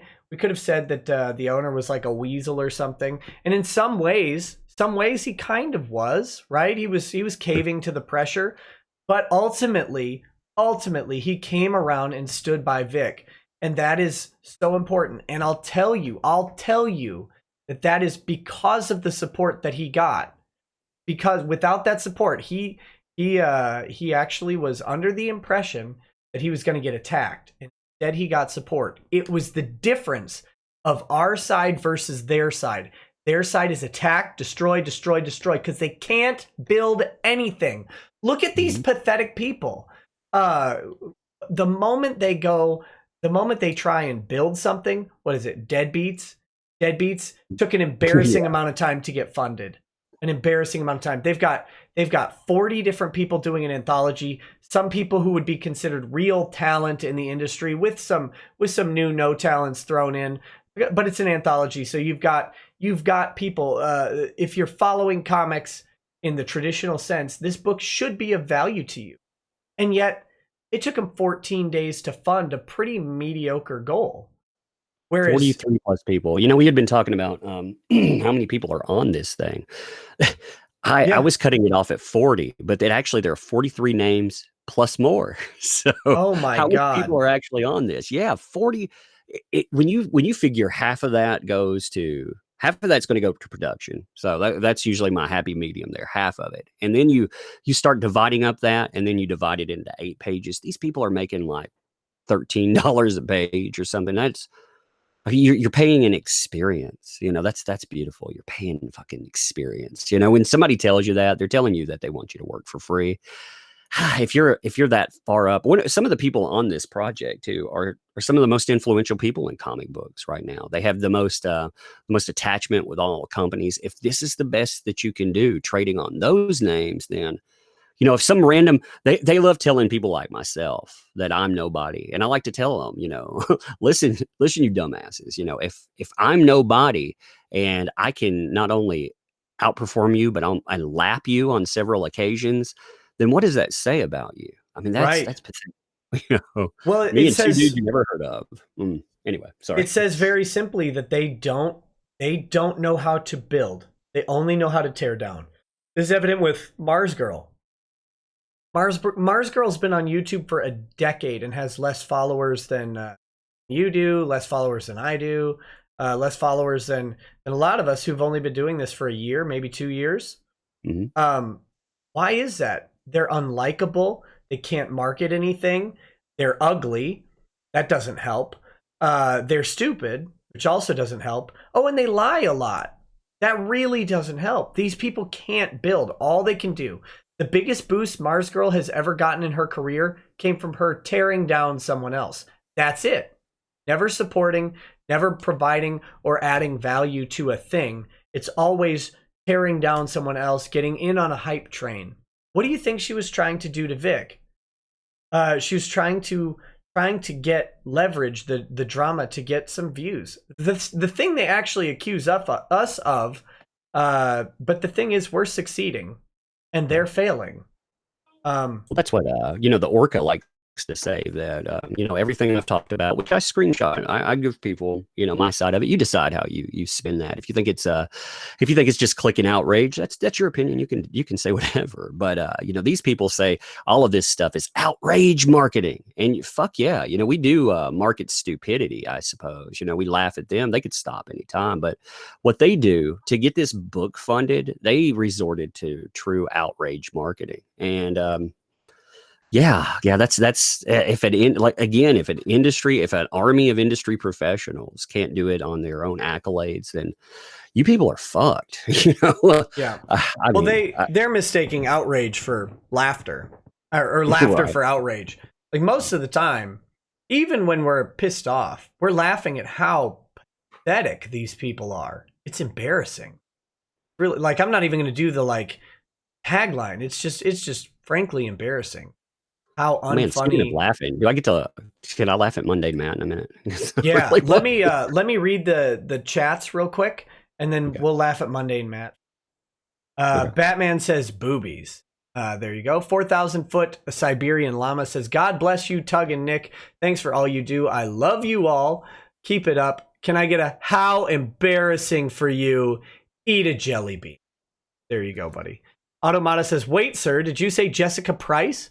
Would that be the same Jessica Price from that whole Guild Wars 2 blow up and flotilla of articles? I don't know. You'll have to check and see if she has connections to Steve Jackson Games. If she does, it's likely, or not Steve Jackson Games, if she has connections to Frog God Games. I apologize for misstating that. I don't know if she was, I know BJ Hensley or whatever was the Frog God former employee, but it might be the same Jessica Price. Really might be. Double A says, is that the same Jessica Price that got fired from Guild Wars 2 for going ballistic on fans and then played the victim when she got fired for being extremely unprofessional and generally insane? We'll have to find out. I don't know. I was given a list of 4 names. The most important thing is those 4 names know who they are. Sakaki Onsai says, would it be safe to say that Beard, Harris, Bullock, and Hughes is now the attorneys of record for all the weeb wars? I mean, it is lucrative, but it's also good stand for principles. Senator Hughes is now ordained Senator Weeb. I don't know. But they're certainly the attorneys for people who are tired of the social justice stuff and are wanting to go after them. Scream of Cthulhu says Jessica Price left every job in gaming, video, and tabletop under a cloud of being total garbage. She had to leave Paizo, the woke makers of Pathfinder. She had to leave ArenaNet after screaming mansplaining at a partner. Dubler says, whores and D&D, board games, Magic the Gathering, it's a fad. They're not interested in the high nerd arts. It's a bid for attention. Slumming in circles they should be worshipped in, not gatekeeping. You hate the art and yourselves. That seems true. Tom531Cat says, make consequences great again. These people who want to blame and shame need to understand life has consequences. Consequences for being sinister juvenile whiners / wimps is not positive one at all. Rhino says, another example of SJWs being unable to create anything is Crunchyroll's High Guardian Spice. Big announcements upon launch. 6 months later, the show is stillborn. Tug, check your DMs. I sent you something and be safe. There you go. No, I checked it out there. Thank you. Appreciate that too. Well, let's talk about Mundane Matt. And mind you, I haven't actually seen his videos. You'll have to educate me. Okay, well, let me pull up a couple of things here. Mundane Matt, of course, is claiming he has sources too. He has sources in the community. Sources indeed. When I react to Mundane Matt the way I do, like I say, number one, I don't like the guy, and number two, I don't want him anywhere near any hobby I'm in, because he brings with him. If anybody wants to read Encyclopedia Dramatica on Mundane Matt, that'll tell you everything that you ever wanted to know about him. I mean, just go there and look at the tweets he put out. The tweets about the utilization of a fleshlight, stuff like that. I don't want that guy near me. He's creepy. There's just so many bad things I could say about him. His channel also is dying. It's quite interesting to watch die. I'm going to pull up my screen here just so we can look at it together. Yeah, go for it. I'll focus on your screen. All right. Now, this is This is the Mundane Matt channel now. Remember, he has 130,000 subscribers. Okay, so Well, he he's going had. out. Does he still? He still has 100. His Social Blade is very interesting to watch. I watch it periodically, you know, when I'm bored, don't want to laugh at something, because I've never seen so much, you know, negative. I mean, you notice this is his subscriber count. It's just, Oh it's like, man. well, yeah, you know. The I last mean, time I saw anytime that was Kraut's channel. Oh, look at those views. Oh God. look at those. His subscribers are up because he's only lost 1,200, and this has been going on for 6 months. I mean, he's bleeding subscribers for 6 months. It's What are his monthly video views again? Go ahead and look at yeah. that. Yeah, his let's just look at this month. Now, of course, I think he removed one video, so he has it right now. It's 196 650, which, But man, look at I mean, those that, dailies. yeah, those 4,000, dailies are 9,000, 7,000. I mean, for a channel as big as his with a big yeah. backlog of content, that's not good. Well, Not good and at and I all. was looking at his Graphitron too, and you know, it again, Patreon had its own problems, so you can factor in what you want with that. But I mean, when you look at him, you can actually trace when the fall offs come. You can you can see it, like when he, you know, la da da da da. Oh, got caught floss flagging, bam! You know, Yeah. it falls off the earth. So, but For I mean, there are a lot of reference, for reference, I get between 20 and 60,000 views a day. And Matt is getting less than. I mean, yeah, that's bad. And I'm not putting out the algorithm views. I'm almost exclusively doing live stream. and you're not putting 3 videos out a day, man. I mean, that's what, you know, you see 3 videos a day. So, Oh I mean, my that's God. Oh, yeah. Matt, no, why? Matt, come Well, he's on. never. I mean, he's always on the wrong side of discussion. You know, I mean, that's the way he is. Wait, So, is the Soyless Matt show? Oh my God, Dame Pesos is in the chat.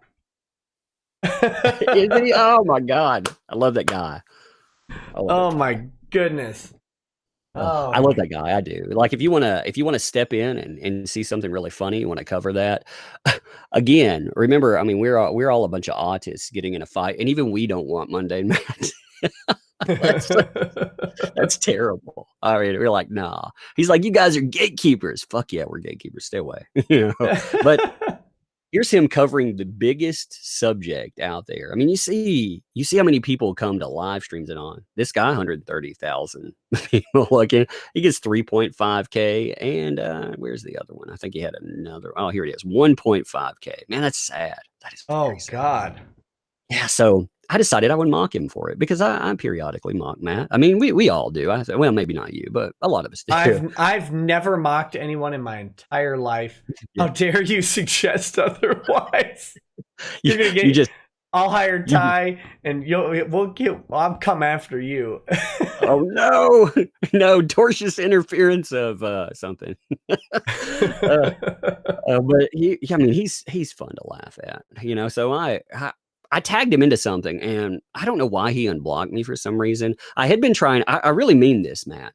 If you will set me a price, a reasonable price. Again, I'm not going to pay you in Cheeto dust or anything like that. But if you set me a price for, say, when I hit 30,000 subs, I want to get a video of you crying for me, because you know I suffer from this problem called testosterone, and I can't summon tears that well. So if you would cry for me and upload it, yeah, I'll pay you. I'll pay you, and you know, you can make money for once on your channel. I think that would be cool.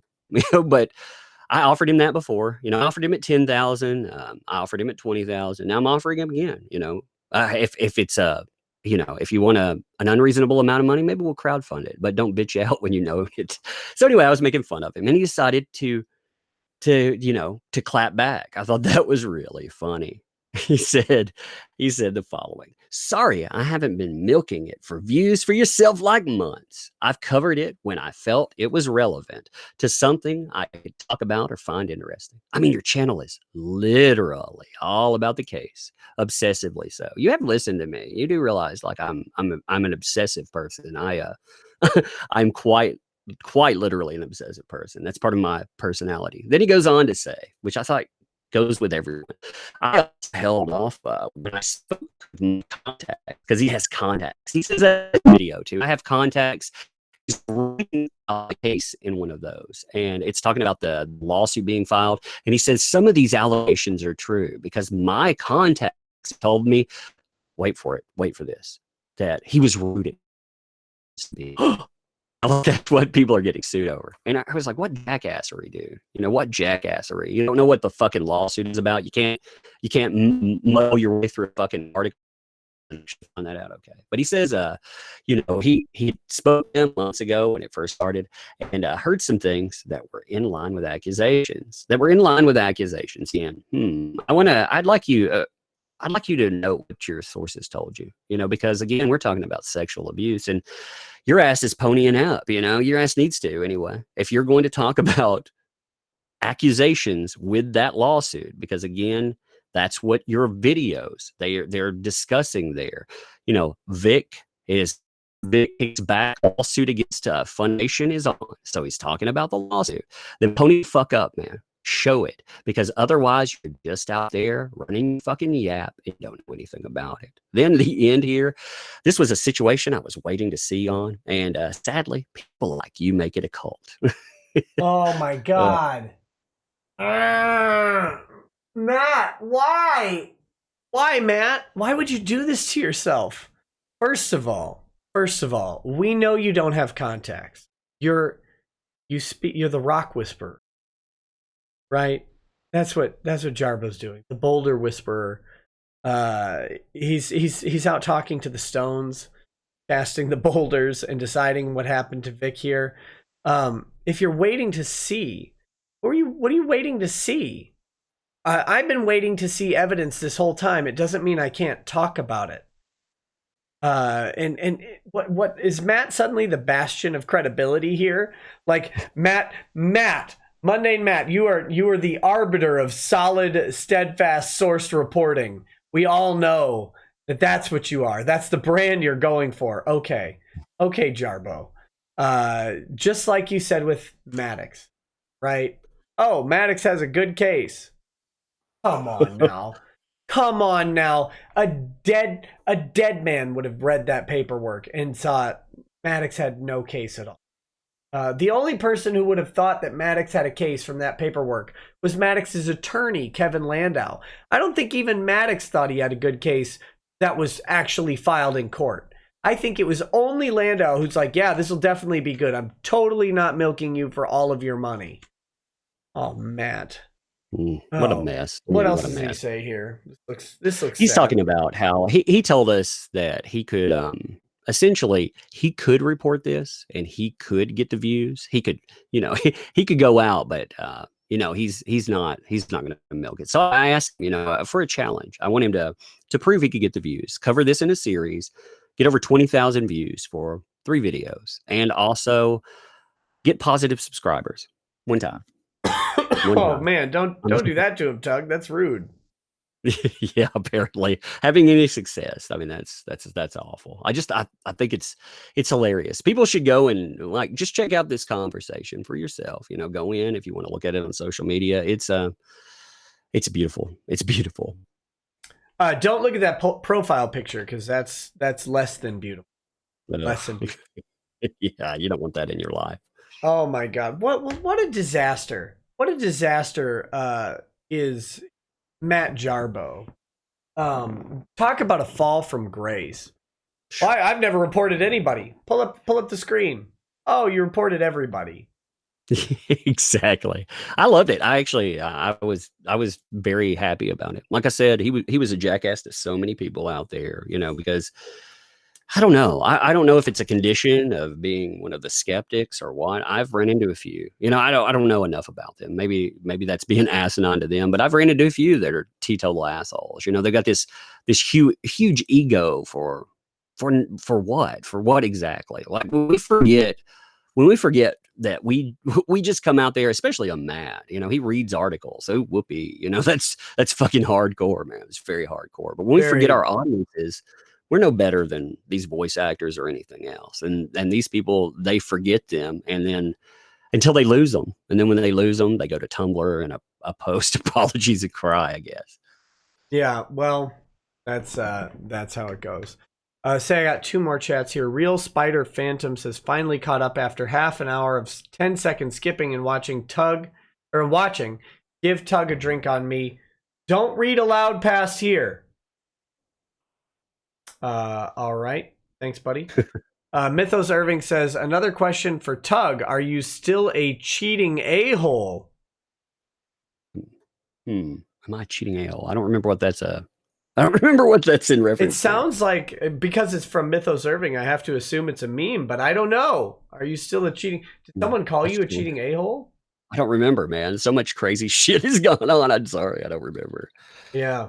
Hey, do you want to look at some of Mundane Matt's best tweets ever? Now they are very, very tactless. They are, and I know you run a really classy show. Yeah, this is only family friendly and total class. Jay Mondays, real quick. Let me just get this one first. Jay Nick, first time chat, sent an email about a comic artist suing other artists for defamation and blacklisting after publicly calling him a rapist.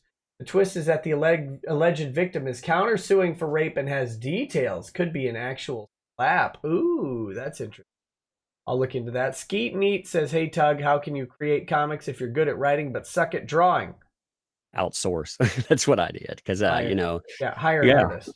That's where you go. I found 2, what you need to do is build a platform, because you're going to expect 3 to 5%. Some people say 5 to 7 off of YouTube. 3 to 5% is a fair assessment. If you can get 5% of your audience to buy something, you build up, you build up 1,000 loyal people there. You've got a good stream of income, and you've got a book that come out. If you want less, if you just want to put out a book and you want to do it as a labor of love, if you're not a capitalist, then you could do it for less subscribers and on. But you've got to, people used to think you could just throw some shit out there and it hit. No, you've got to have people trust you in this market. And like I said, if people like you, you could go out and you can market shirts or anything else. People will buy whatever. People will buy certain quotes about certain Mars girls that certain internet law planners put out. Oh God. Tug's trying to get me to make a Malice bitch shirt. Oh God. Can we have if you want that, can you get like an F in the chat or something? That way we can get this man to do that, because I want an M for Malice. Yeah, there you go. I mean, I need that on at least a coffee cup or something. I need that in my life. Well, yeah. Why don't you pull up those Matt tweets, and then I'll do the Meyer versus Waid documents for last hour. Okay. Here's now this is encyclopedia. These are older, okay, but I just want to give you the idea of Mr. Class. These are there's about 5 of them. I think they truly show like what kind of person you invite into there. Man, look at all those F's and M's. It sounds like people are trying to tune in on old radio. FM, what the fuck? Yeah. Well, if we added a G, we would have some ISIS action. There you go. So these are actual legit Mundane Matt statements. This is, I guess. Come on, Matt. No. I've seen that statement. Oh God. Yeah. What a disaster of a person. I'm just leaving it up there for people to see for a minute. Yeah. I've tasted my own. Oh, gross. I don't even want I tasted my own one, and I'm okay with it. Matt, why would you write that? Why would you write that? At least 120 people liked it for you. Well, I'm good. 132 people retweeted it, though. Yeah. Well, I don't. Here's another gem from Matt. What are your honest thoughts on anal bleaching? Hashtag be honest. Apparently, he did a lot of hashtag be honests back in the day. Oh, man. Good job, Matt. Yeah, thank you for the help. Cool. If sex robots are women, then holy shit, I should be on death row for what I did to that fleshlight. That doesn't even make sense. Oh, well, we just learned a lot of intimate details about Matt there. Yeah, Matt, come on. But 2, fleshlight that'd be like just ripping out a vagina and going to town on it, I guess. That's not a whole woman. That's not a whole sex robot. Just never if he's like, "Hey, dude, can I borrow your flashlight?" If you're a friend of his, never do it. And if he's dead, just throw it away. I mean, if this is a revelation to you, throw it the fuck away. Do Keep it it, now. buddy. Keep it. Ugh, gross. Yeah. What are your thoughts on sex with 16-year-olds? Now, Matt posted this 7 years ago, and he's 37, I believe. So, this this wonderful 30-year-old potato is asking you, if you go out and you till the fields, you till the fields young. Fun times. And then No. let's see. No. This is the worst.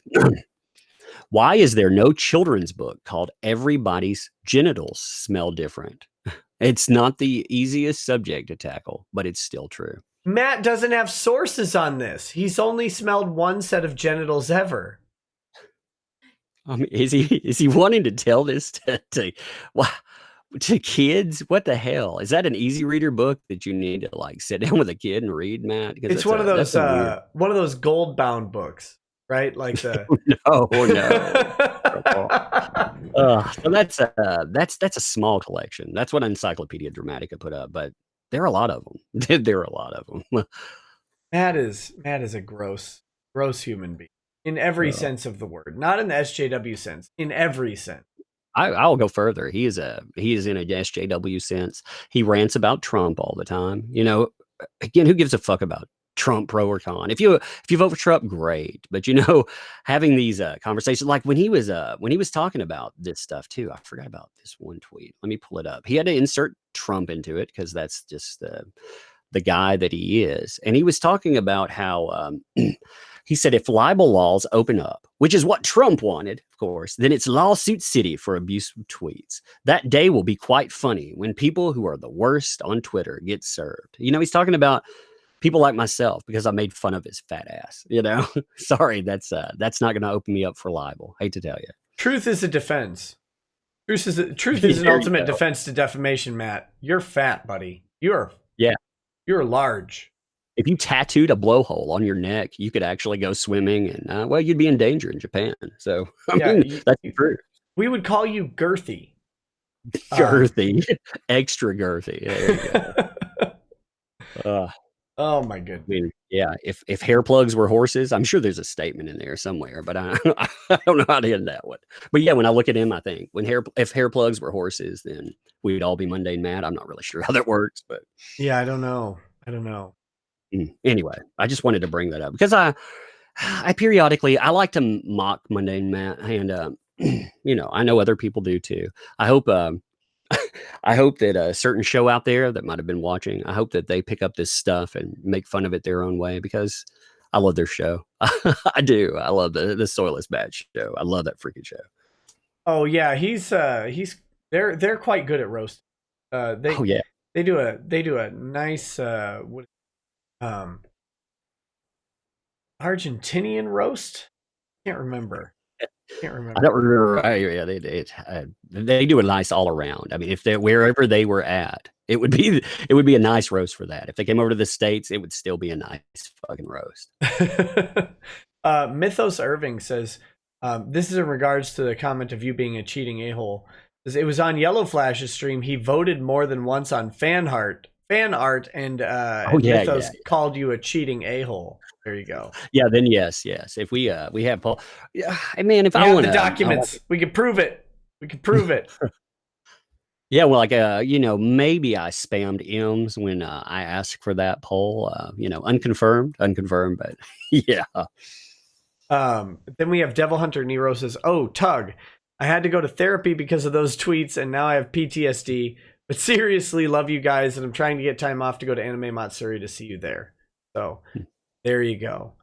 Well, man, I need to move on to the documents. Did you want to hang around for those documents, or did you want to buzz I'll out? Listen for a bit, and then I'm probably going to hang for like 15 more minutes, and then I'll listen to some of it, and then I'll hang for a few, and then sooner or later I'll go to bed. So, yeah. Okay.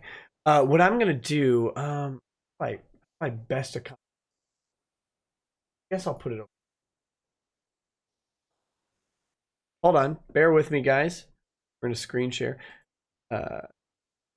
Share that. Got this thing. Oh, it actually came up like basically in the frame. That's great. Here's where we left off.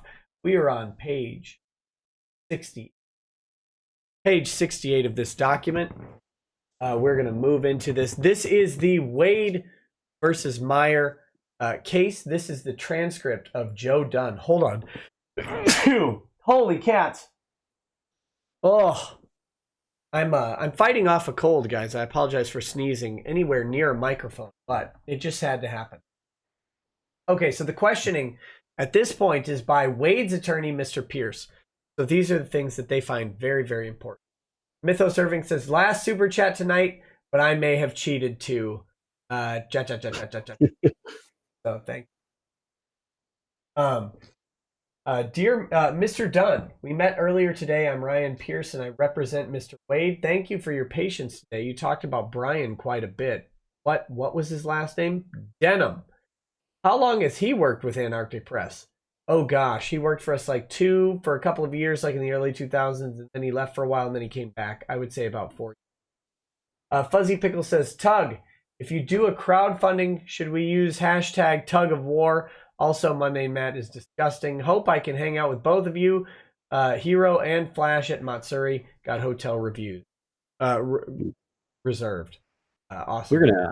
I don't know. I'm gonna have to talk to the. I'm gonna have to talk to my compatriots here to figure out how exactly to go forward with that. And I also don't want to step on the toes of other things that are going on right now. So again, I mean that is going forward, but I have to figure out the wisest course of action and the funniest. I mean, come on, it's got to be fun too. Maximum funny. Funny makes all this stuff worth it. Mm-hmm. Let's say, so a total of how many years? Probably 7 or 8 years. Do you trust him? And then they skip a page. And then they go to here. And we've referred to him today some as Joey. Yeah, Joey or Jokin. What is the EI? What are the responsibilities of the EIC, the editor-in-chief? Well, in our company, it's to oversee the release and production of our books. How long has Joey been associated with Antarctic Press? 20 years. And do you trust Joey? Do you trust him? Yes. Does his opinion in Antarctic Press carry a lot of weight? Yes. When it comes to publishing books, would you override Joey's opinion if he had a strong opinion on whether to publish a book? Objection form. I very rarely override anybody. Back to Pierce, and that includes Joey. Correct. Was there actual written contract between Antarctic Press and Mr. Meyer? My recollection was I sent a copy of a contract to Brian to send him Mr. Meyer, but I never got a written signed contract returned.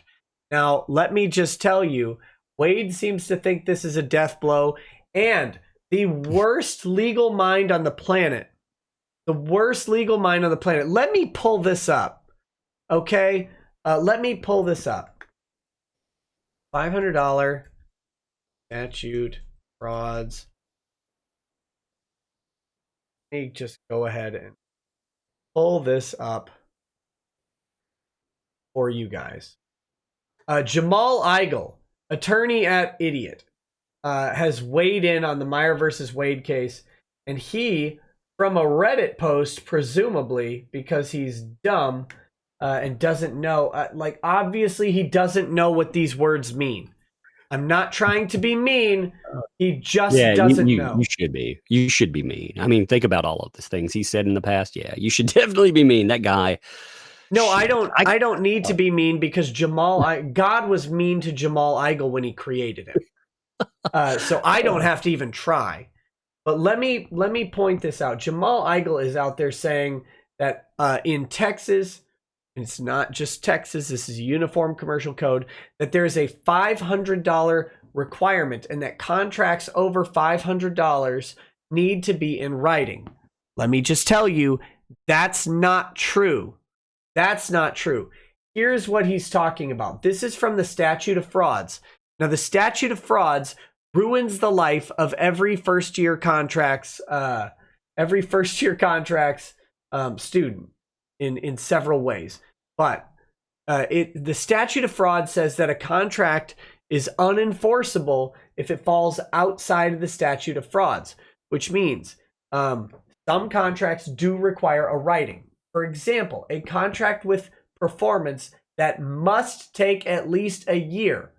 For another example, contract involving the exchange of real property. If you want to go buy a house, you better put it in writing. Sign it. You have to. Otherwise, the court can't enforce it. In this case, he's talking about this formal requirement of the statute of frauds, section 1. Read it to you. Except as otherwise provided in this section, a contract for the sale of goods for the price of $500 or more is not enforceable by way of action or defense unless there is some writing sufficient to indicate that a contract for sale has been made between the parties and signed by the party against whom enforcement is sought or by his authorized agent or broker. A writing is not insufficient because it omits or incorrectly states a term agreed upon, but the contract is not enforceable under this paragraph beyond the quantity of the goods shown in such writing. Now, let me be clear. This is not a contract for the sale of goods. A publishing deal is not a contract for the sale of goods. Sale of goods is a contract in which goods, which are a legally defined thing, are purchased by someone for money. Period. That's a sale of goods. Very different than saying, I am going to provide you a book. You are going to print that book, and then we are going to share profits on that book. That is not a sale of goods. It just isn't. There's no nice way to say it.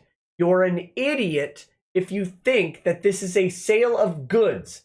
It's not. But even if you do, here's the beauty of law. Even if you think that this is a sale of goods, here's where Jamal Igle went to Reddit instead of asking a lawyer or looking at the Uniform Commercial Code or just Googling it. Here we go. And this is from the Uniform Commercial Code specifically. But subsection 3, a contract which does not satisfy the requirements of subsection 1, but which is still valid in other respects, is enforceable if the goods are to be specifically manufactured for the buyer and are not suitable for sale to others in the ordinary course of the seller's business, and the seller, before notice of repudiation is received, under circumstances which reasonably indicate that the goods are for the buyer, has made either a substantial beginning of their manufacture or commitments for their procurement. Okay, so if you're making a book for a seller that only he has access to this purchase price because he is then going to resell it or offer it up for retail or do anything else, if another person could not come up and buy a copy of Jawbreakers from Antarctic Press directly at the printing price that Myers is getting it, it's still legitimate. Read the rest of the statute, or I guess this isn't the statute, the Uniform Commercial Code. B, this is also important. If the party against whom enforcement is sought admits in his pleading, testimony, or otherwise in court that a contract for sale was made, because that happened, basically, even though it wasn't a contract for the sale of goods, it was Joe Dunn admits in his pleadings that they had an agreement to publish the book. So Part B would apply if we were talking about contracts of goods, but we're not. So UCC doesn't apply here. This is a Uniform Commercial Code. This is between you and a store. This has, or merchant to merchant. This is vastly different than what's actually going on here. This is not a transaction. This is a collaborative contract. It's a bilateral collaborative contract. Two people are providing things to make something at the end and then to split money from it. So forgiving your rights, forgiving their rights, getting a product out of it, and then splitting the benefit of foregoing the rights that you had. Meyer's case, he's foregoing the right to sell the book to someone else or to have someone else publish the book. In Antarctic Press's case, they're foregoing the right to spend the time and resources that they're going to spend on Meyer's book. They could spend it on someone else's book. They've given up those things. They've created a new product, and then they're going to sell it for money and split the income that comes in from it. That is not a sale of goods. It just isn't. Let me finish reading the statute. But the contract is not enforceable under this provision beyond the quantity of goods.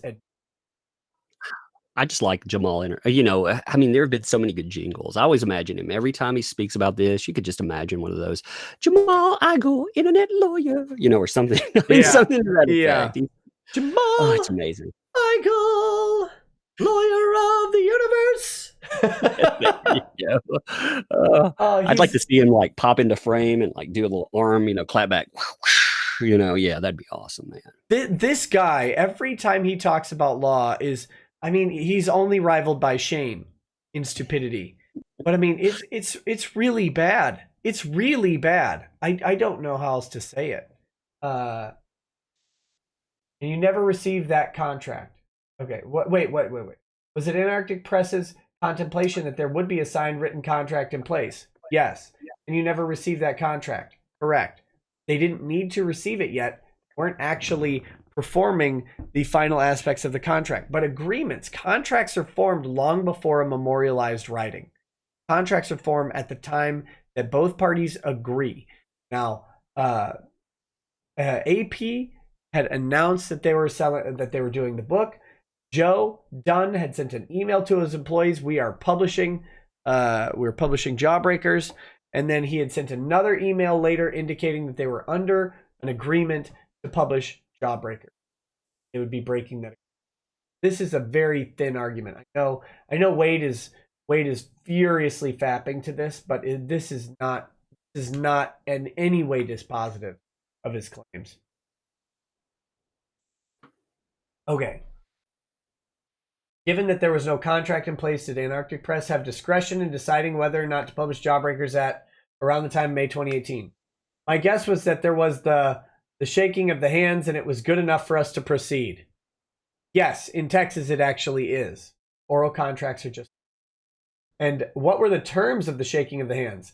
Well, my guess would be that I sent the contract to Brian, sent it to Mr. Meyer, and he looked it over, and I thought my guess would be it was acceptable at the time. So your understanding is a written contract that would have been sent to Mr. Meyer would be the terms that would apply? Correct.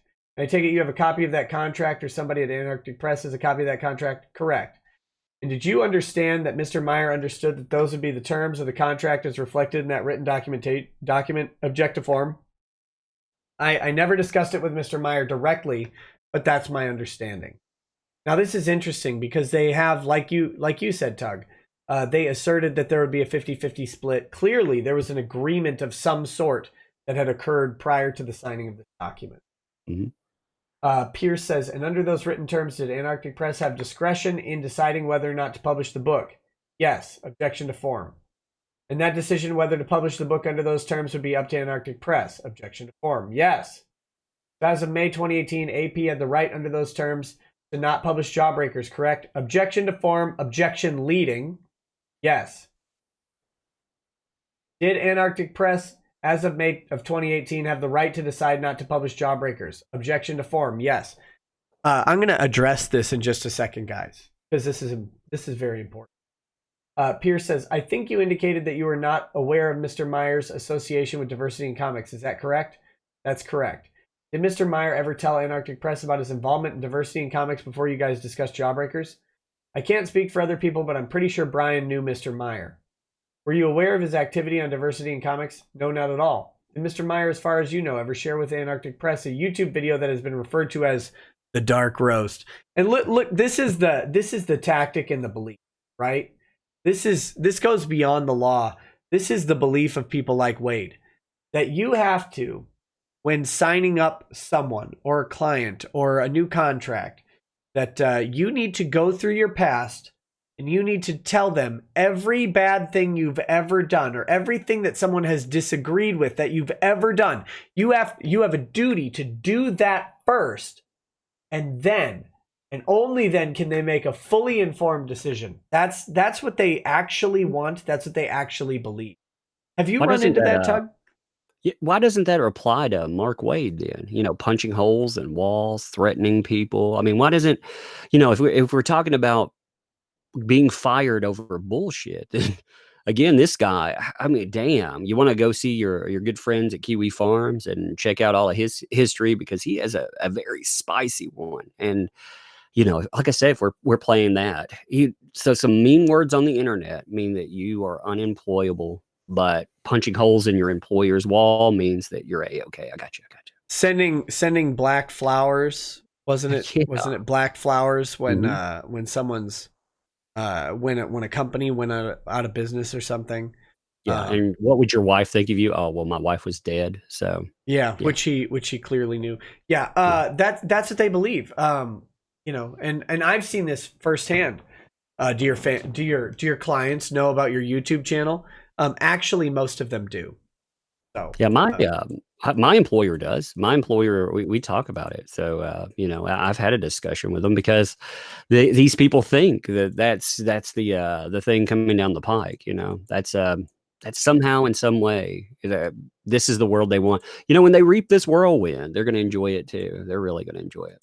yeah, it'll be interesting to see who some of these people's employers are and how they'll approve of going after people, or how their families will approve of it. Right?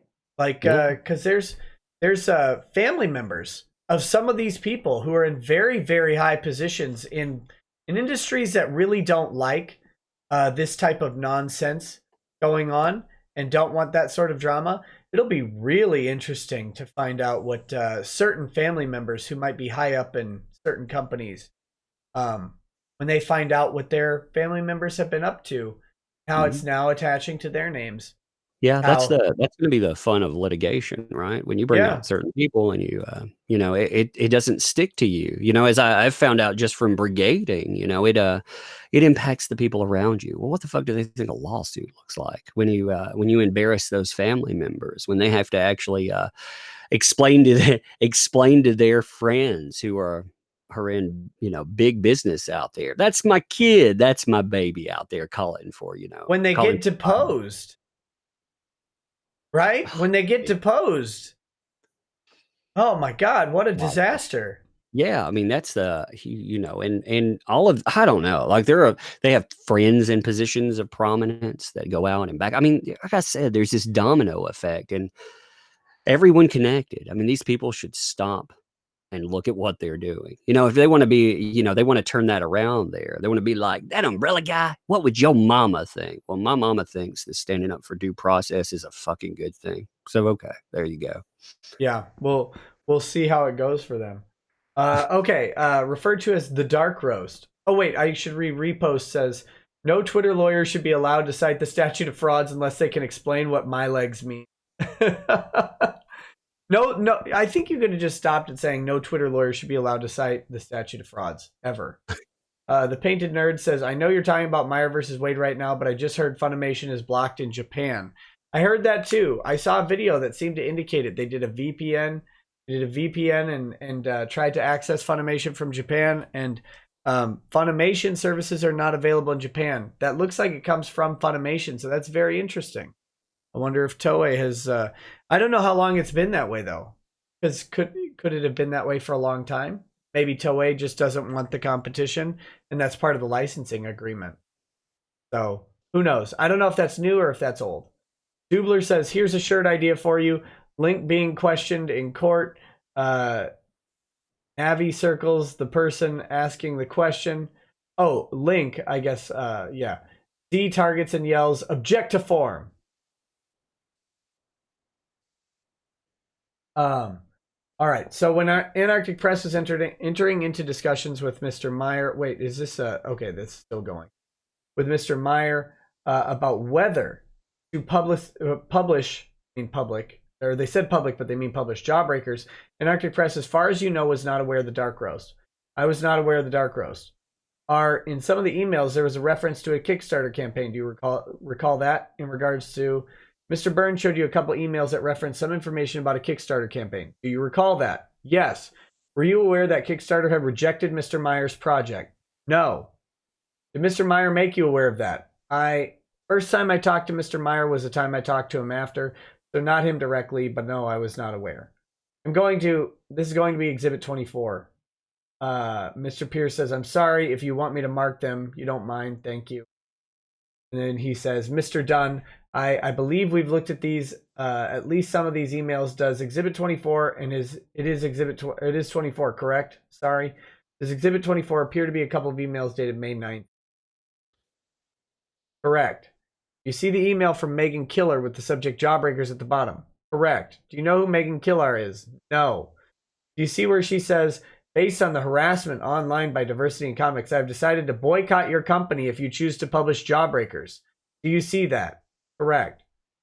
And was this had you been aware of any potential harassment online by Diversity in Comics before you received this email? Me? No. Do you see Brian Denham replies? Yes.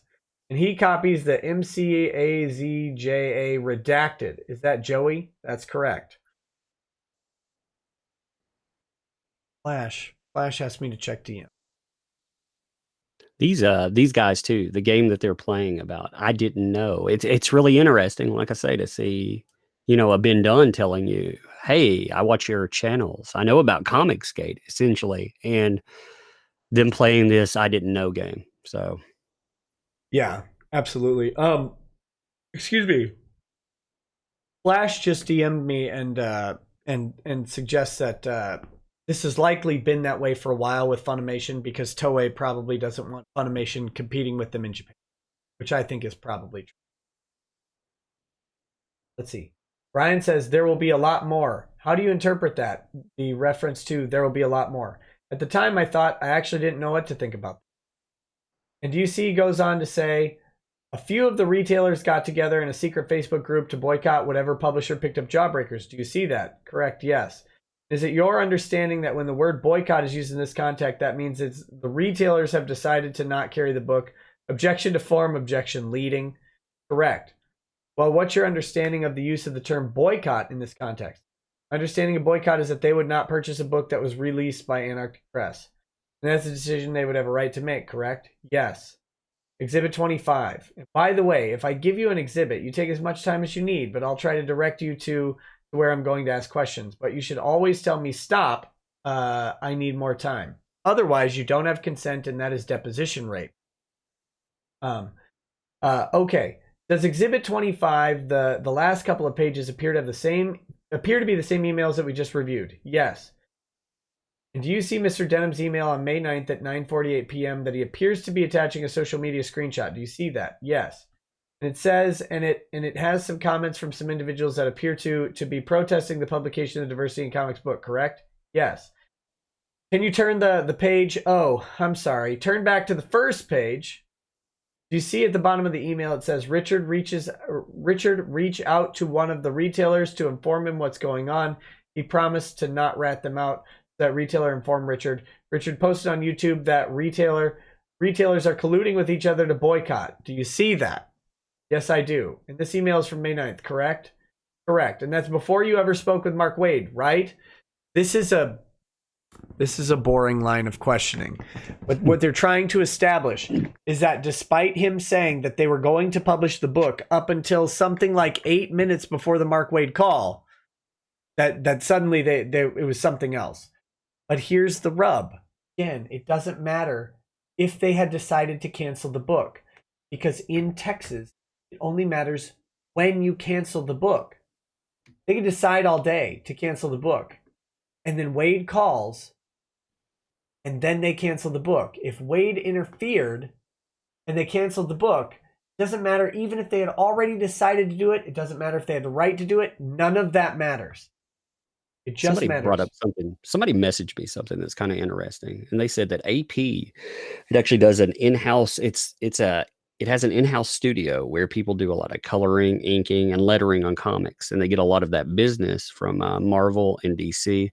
And AP retains the artists there, gives them workspaces to do freelance for the big two. So they likely rely on that freelance work to pay rent or eat. I mean, if you think about a Waid threatening those freelance contracts, maybe that makes some of this also make sense. I fear for friends of mine that work for Marvel. I mean, like I say, when you look at the way they're structured, I think that's interesting. I think a good conversation would be talking to somebody that has worked for AP and understands the inner dynamic of the company.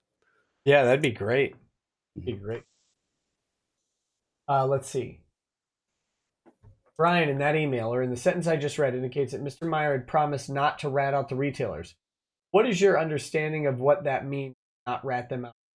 Guessing that not to not to expose the retailers that are in this group.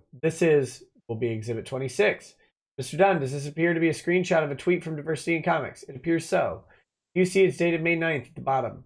Bottom? Yeah, there's a date at the bottom. Oh yes, I see that now. And in this tweet, it stated it's from a private Facebook group for retailers titled Final Order Cutoff. Do you see that? Yes. So are they going to go with Meyer lied to a retailer who is threatening to boycott his book? Is that what they're going to do? Is that, you know what? Meyer lied to this retailer who's going to threaten to boycott his book and all of your books in the future.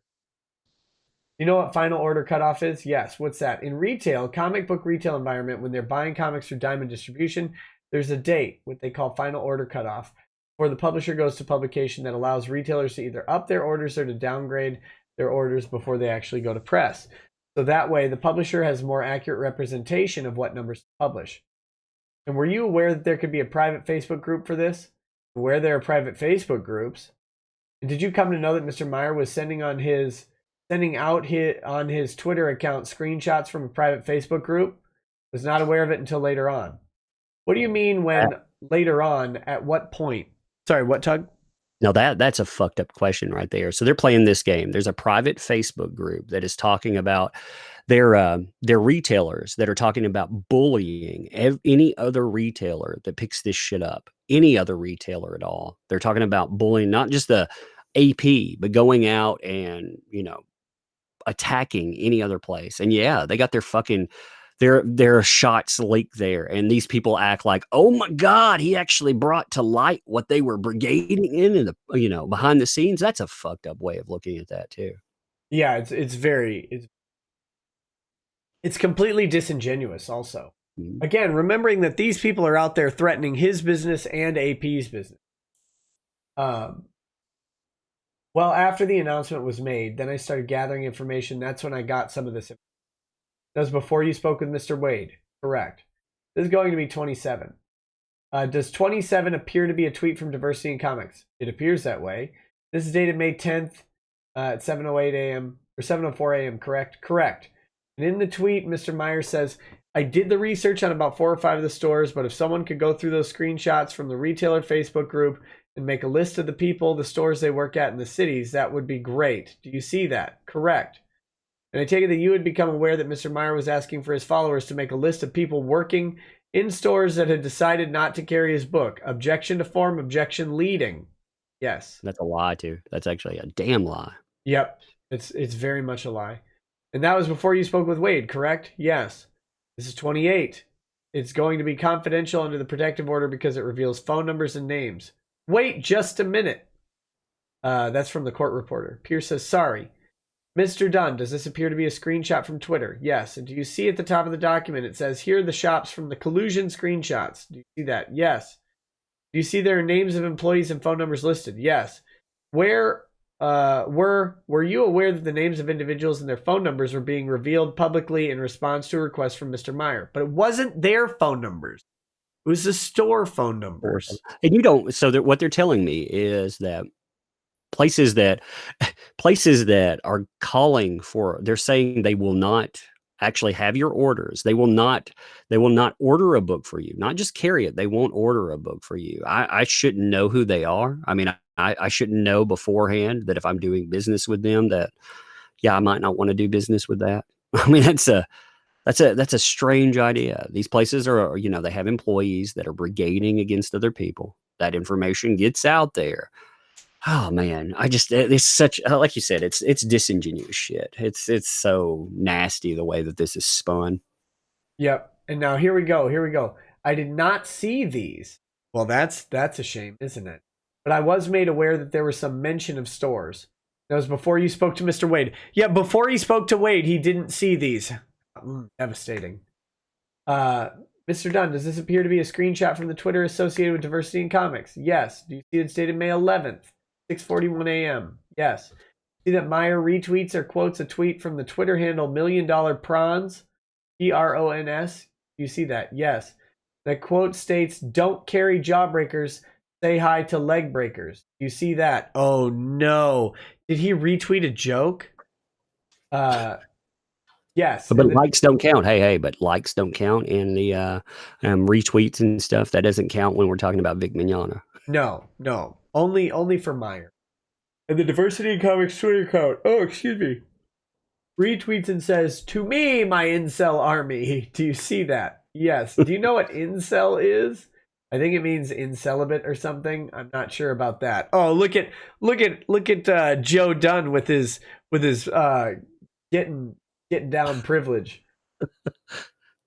Are you aware that it's been designated as a hate group by certain organizations? Objective Wait. form. Incel is a hate group? How does that work? These people are stupid. I did not know that. Well, that's good. And have you ever seen this tweet before, as far as you can recall? No. Would it concern Antarctic Press if one of its creators had hinted at violence if stores weren't carrying his book? But he's never seen it. He's never seen the tweet. He just said he's never seen the tweet. He doesn't know what incel means, and he doesn't know that apparently you incels are a hate group. Oh my God. And you would be appropriate knowing that if that were occurring, correct? Yes. Well, it's a good thing it didn't actually happen. Exhibit 30. Email chain from May 10th, correct. Did you go to the third page? Oh, excuse me. Goodness gracious, guys, it's cold.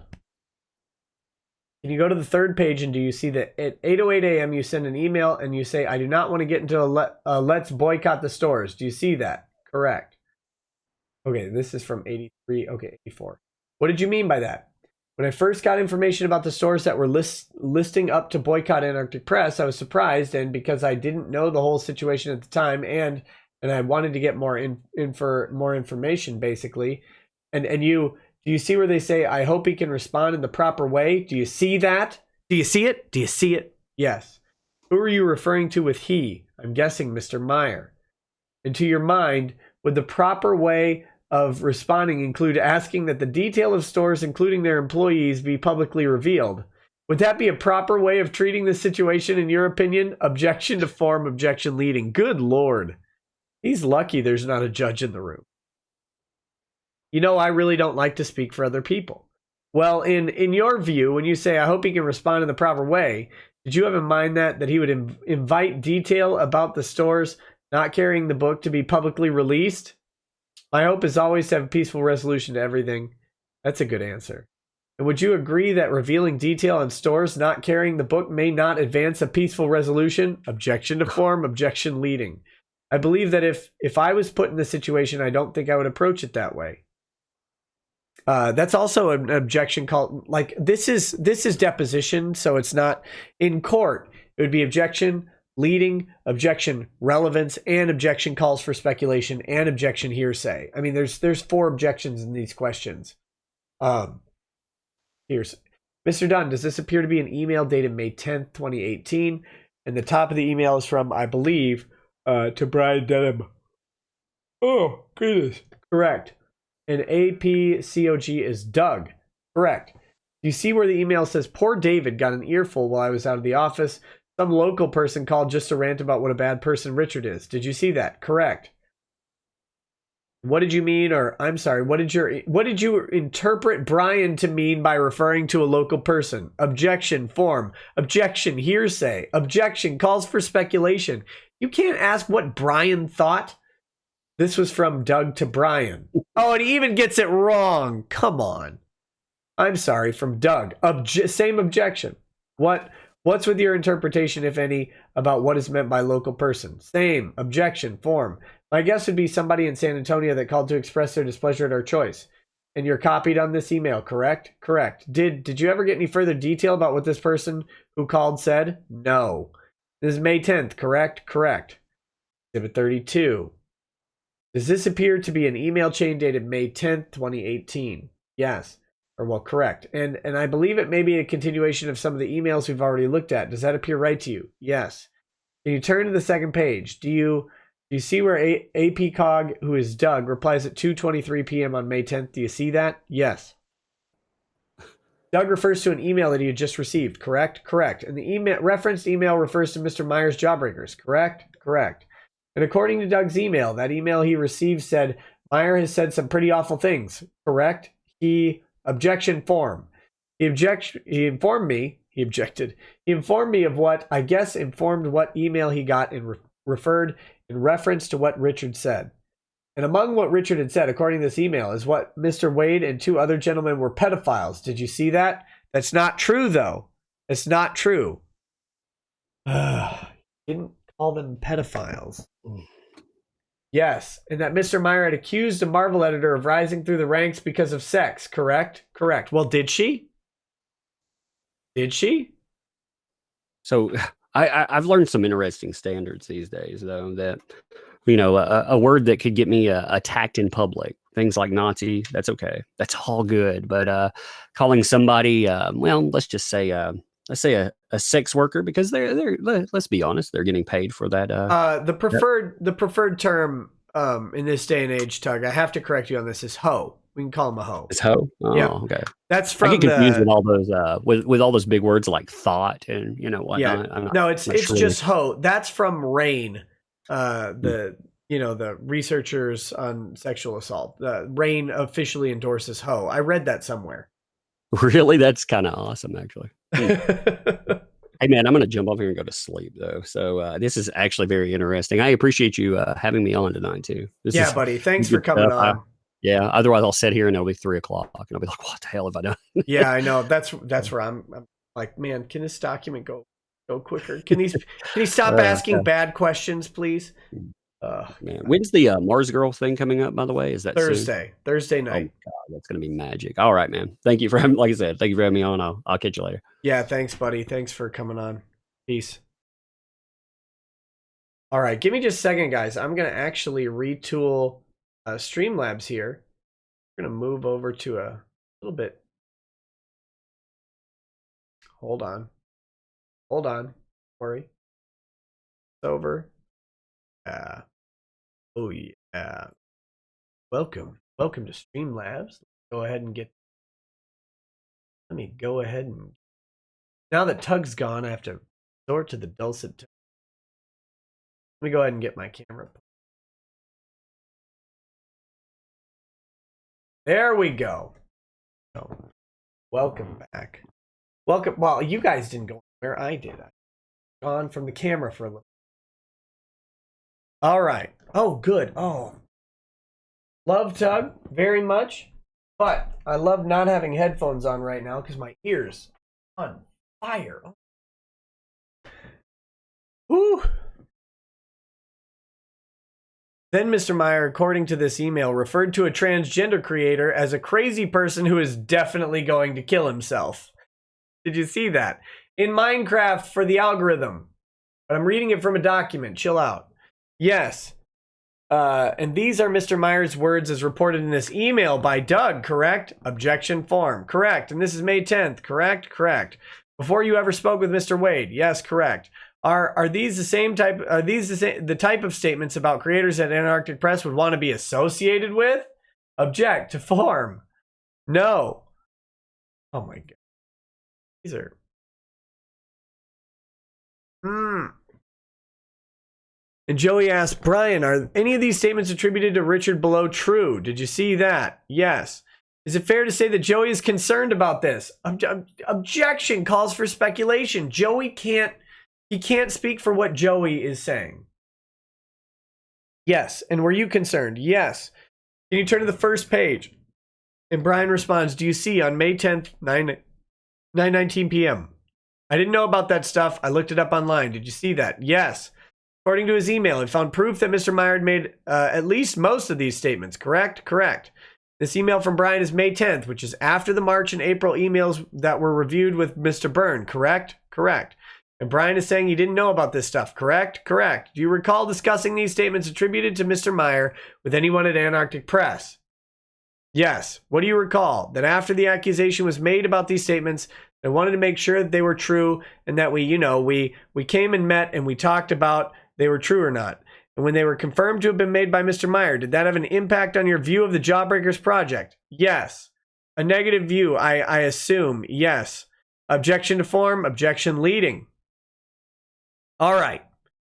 As indicated by this last set of emails, is it fair to say, that's a Weasley question in deposition. Is it fair to say that AP staff had concerns about its possibly publishing Jawbreakers at this point in time? Yes. We know this. We know this, of course. Who among AP staff expressed concerns about AP publishing Jawbreakers that you can recall? I believe everybody had concerns, but as in most staff environments, some people express more concerns than others. Who are expressed more concerns than others? I would say that I think Joey, Brian, and Austin were the ones that spoke out the most. And Joey was the editor-in-chief, correct? Correct. And what was Austin Rogers? He was another we were trying to do a collaboration with another publisher, and he was the head of Guardian Knights Comics. And are these people whose opinions you trust? Yes. What about AP freelancers? Did they express any concerns that you recall about publishing Myers' book? Yes. What do you recall? Joe White. I received a lot of calls and texts, and I can't remember everybody that did one way or the other. Lee Duig is somebody you mentioned? Question mark. Yeah, Lee, I don't think had an opinion that you can recall. That I can recall. Yeah. But there were freelancers that expressed concerns about publishing Jawbreakers. Yes. Did any staff or freelancers inform you that they did not want their names on any book from Meyer that was going to be published by AP? I recall one freelancer, and I can't remember his name, that pulled his project because of the situation with Jawbreakers. Do you remember what the project was? It was a short story in an anthology we did called Magazine, and he was scheduled to be in one of the issues, and I think he pulled his story because of it. Because of Jawbreakers. Yes, sir. None of this matters. Oh my god. This is my problem with reading this, guys. None of this matters to the issue of whether or not Waid interfered improperly with the contract. Did these concerns that you have received have an impact on AP's decision making in terms of whether to publish Jawbreakers? At the time, I was gathering information to make the decision, so yes. It'll be 33. We have a 40 exhibit limit. That's from Mr. Good. Mr. Burns says, local rule. Pierce says, I'm trying to go through them quickly. 33? Yes. Does this appear to be an email chain from May 11th between you and Joey? Correct. This is at May 11th at 10:23 a.m., correct? In Joey's email, he said, correct. In Joey's email, he says, Brian confirmed that Richard said the things that retailer notified us about. He did indeed call my Star Wars editor a cum dumpster. Did you see that?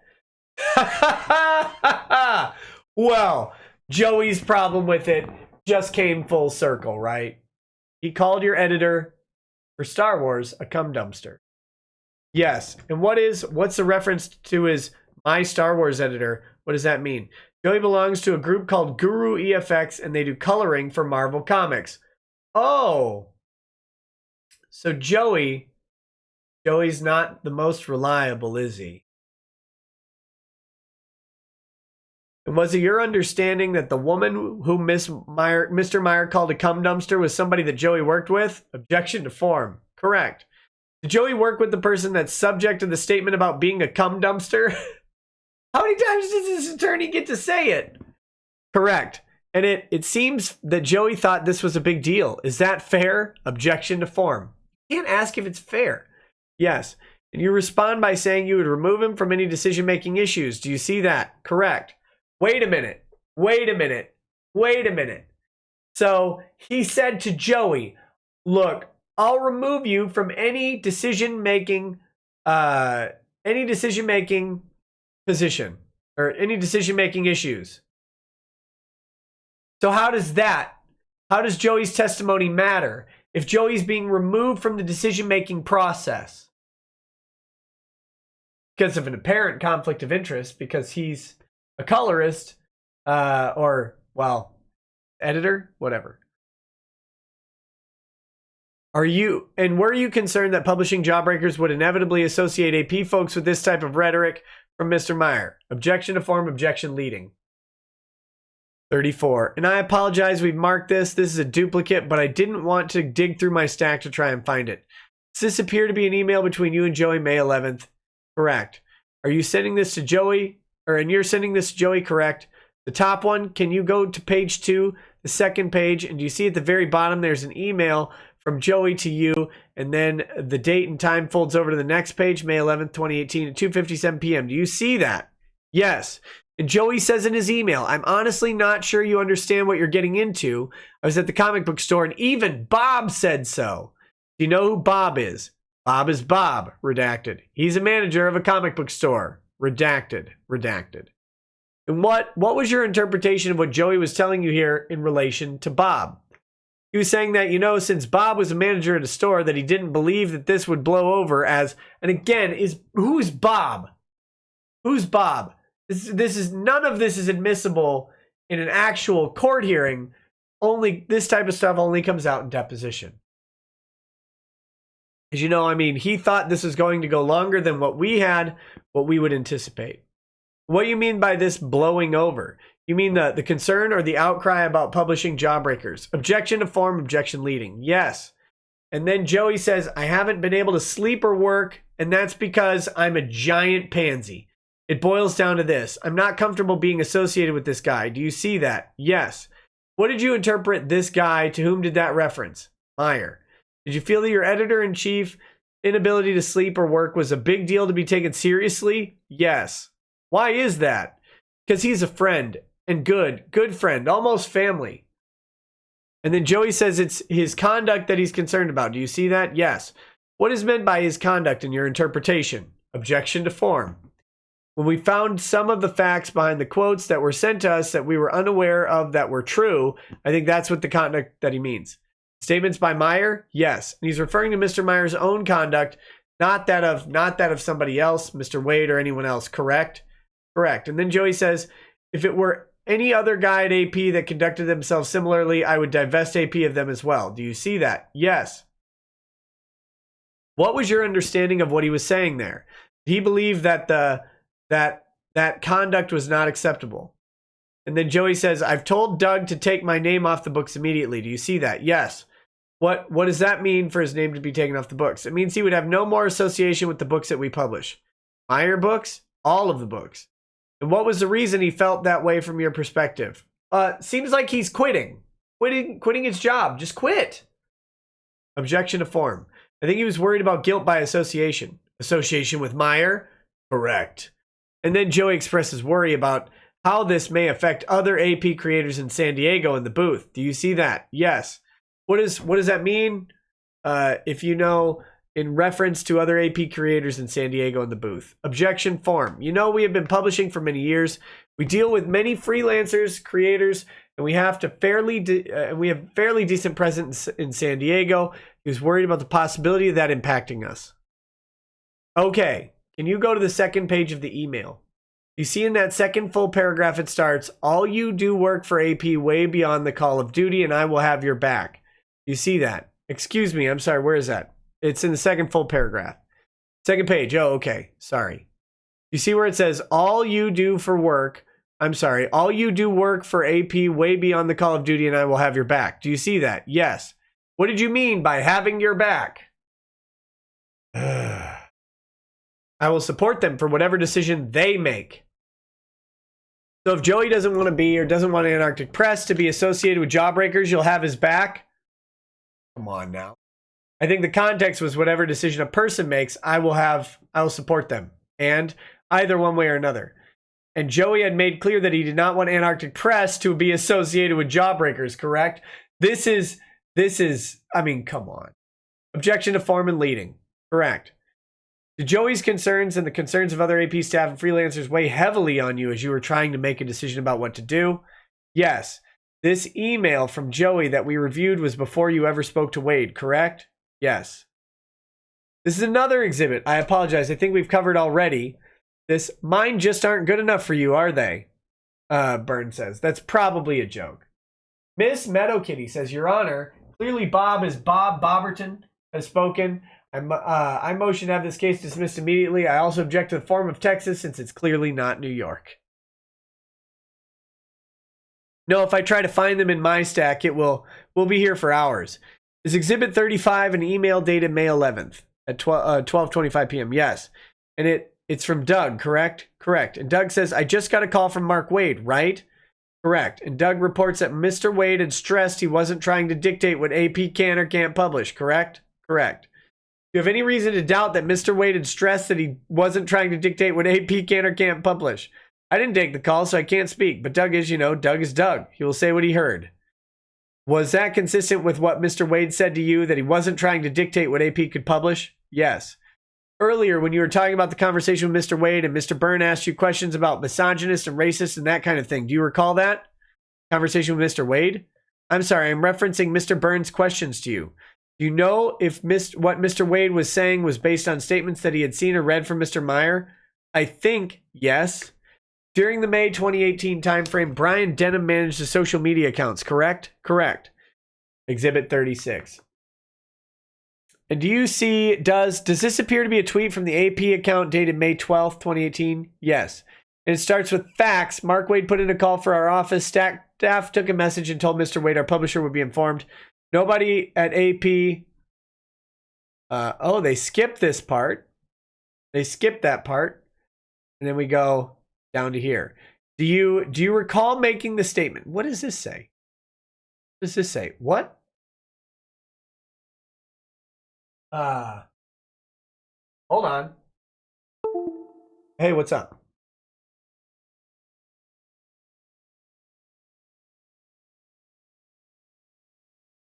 Oh, hold on. All right. Talk to you later, Ty. Thank you. Bye. Okay. Ty has apparently sent his 5th tweet. Hold on. What is happening? I'm getting phone calls in the middle of the show. What a disaster. Oh man, I typed in the wrong. Here we go.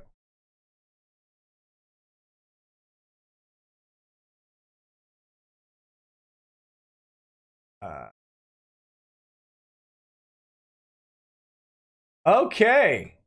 Let's see what we've got here. Pulling it up right now. I think some of you in the chat have seen this. Christopher Helton says, here's where I go into the details of what Bill Webb did at PaizoCon. Both Webb and Frog God Games admit that he did these things. These are the things that Steve Jackson Games is okay with. Okay, here we go.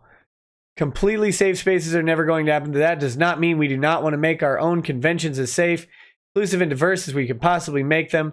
Shout out to the posters at RPG Site for continuing to point out importance of making our RPG conventions safer spaces.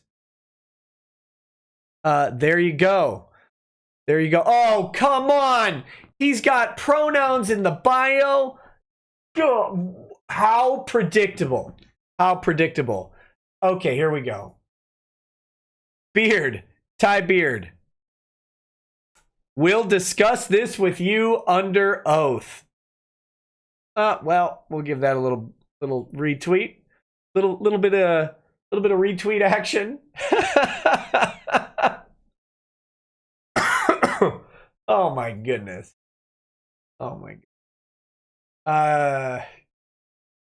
These people, right? Absolutely ridiculous. Absolutely. Where's mine?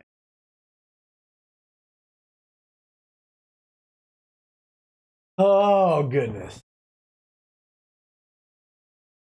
Pronouns in the bio. Well, I guess that'll be fun for Mr. Helton. All right.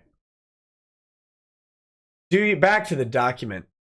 Do you recall making the statement to Mr. Waid that you felt that the comments or conduct of Mr. Meyer was indefensible? I would have a hard time for me to defend those comments. Exhibit 37. Does this appear to be a tweet associated with AP account? It appears to, yes. In this account, a tweet also says, Mark Waid did not bully anyone at our company. Did you see that? Correct. And that was sent out by Antarctic Press and as part of its social media account, correct? Correct. And you say, though he did call and express concern, Mark shed more light on the situation and other factors came into play that do not involve any staff or freelancers at any other company that led us to our decision. Do you see that? Yes, I do. Now, importantly, well, let's see what he says. And was it true that other factors came into play that do not involve any staff or freelancers at any other company that led to our decision? I don't know if I would agree with that. I mean, because there are we have a lot of staff, well, freelancers that work at other companies that, I mean a multitude of them. Also, Mark Waid. Listen to this. Though Mark Waid, did call and express concern, Mark shed more light on the situation. That's tortious interference right there. Let's be very clear about that. That alone is tortious interference. And other factors came into play that do not involve any staff or freelancers at any other company that led us to our decision. Other factors. Other than Mark Waid. Doesn't matter what anybody else said on this issue. It really doesn't. It matters what Mark Waid says.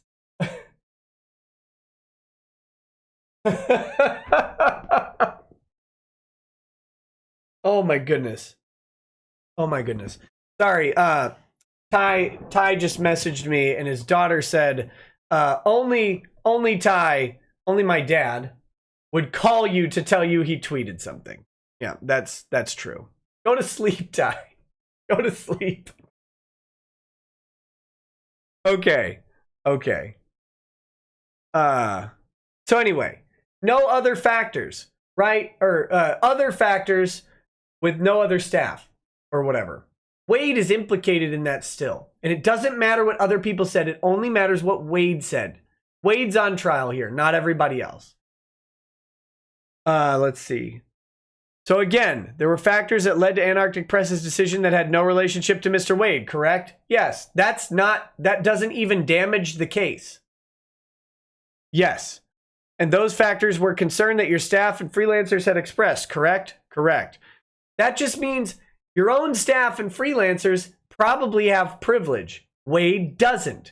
That's where this matters.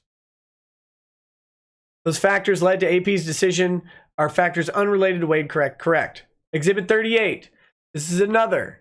And is this another? Does this appear to be another social media post associated with AP? Correct. And this one says, ultimately, some of our staff and freelancers were uncomfortable sharing a platform with anyone who makes disparaging remarks about anyone in this community. We had to cut ties. We wish Richard all the best. Was this post accurate? Yes. Doesn't matter. I can't say it enough. They're making a big deal out of this. That's because they don't understand tortious interference in Texas. Exhibit 39. Do these appear to be additional social media posts associated with AP account? It appears so, but I don't actually remember reading these posts. Do you remember reading the previous posts that we just reviewed? No. Were you aware that those posts have been made? The ones we looked at previously. I think I was made aware of some of those posts, but I never read any of these posts. Never made it. Not his words. Okay. Prior, when you see they first came out. And do you see the third message down? It says, it came down to letting them know the extent of Richard's online presence, and some of the staff were not even comfortable with the thought of standing with him at a con. Do you see that? Yes. What is a con? It's convention, comic book convention, I'm sure they're referring to. Do you recall that some AP staff were not comfortable with the thought of standing with Mr. Meyer at a convention? Yes. Who expressed that concern? I think Joey. Well, Joey's a cuck. We've established this legally. Do you recall that we reviewed some text messages between you and Meyer? Yes. Did you ever become aware that Mr. Meyer had publicly tweeted out your text with him? I was not. Objection form. I was not aware of that. Beautiful Vash says, thanks, Nick. If NBA calls us pedos and fake screenshots and Perfection and his crew expose the lies to them with evidence, and NBA publicly acknowledged the evidence and refused to take down the videos and lies, could legal action be taken? If what you say is true, Perfection should consult an attorney in his jurisdiction to talk about it. That's all I'm going to say on that one. Let's see.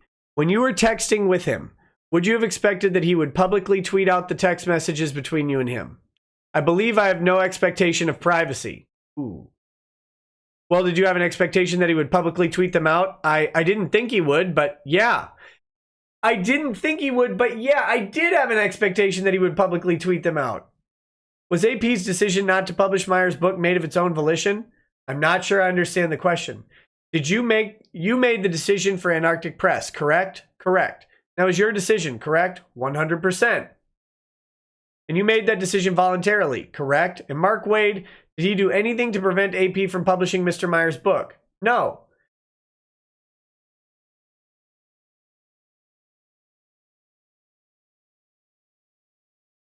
I know they're latching on to this. I know they think this is a gotcha, but it actually isn't. Texas doesn't even really care that much about the words of the breaching party because they breached the contract still.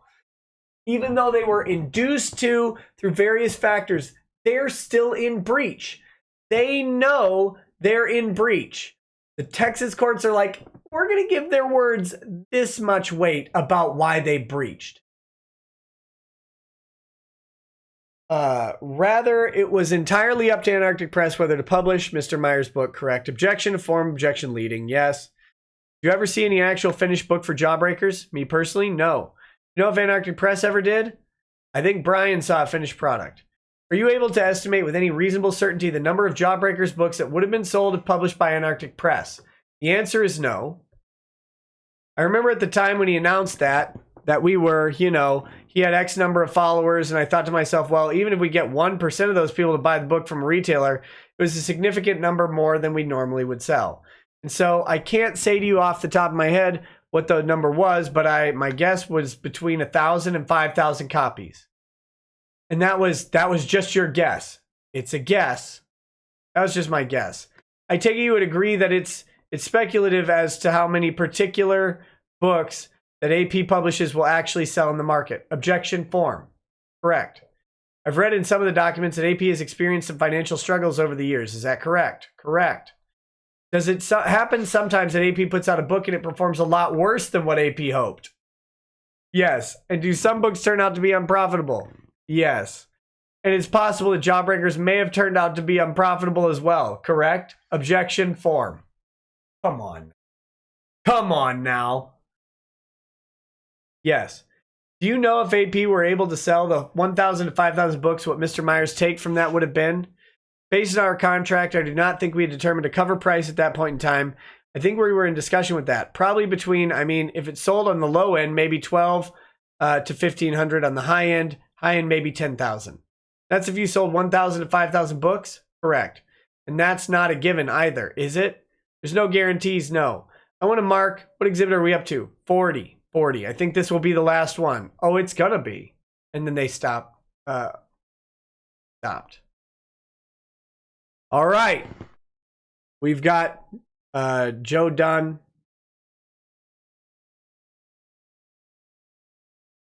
Let's see. Trying to read if this is important. Okay, we're good. That's that document. That's that document. Battalion Hunter. No, this is not a California lawyer. And this is not a Washington, D.C. lawyer. This is Pierce. Ryan Pierce is a Texas lawyer. This is a Texas lawyer. All right. Oh my God, we got 40 more pages. These are all the emails and stuff. Since we just went through them, I'm not actually going to go back through all of this.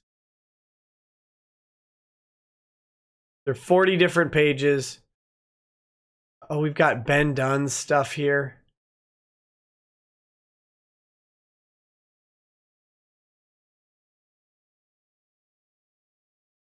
This is Burn.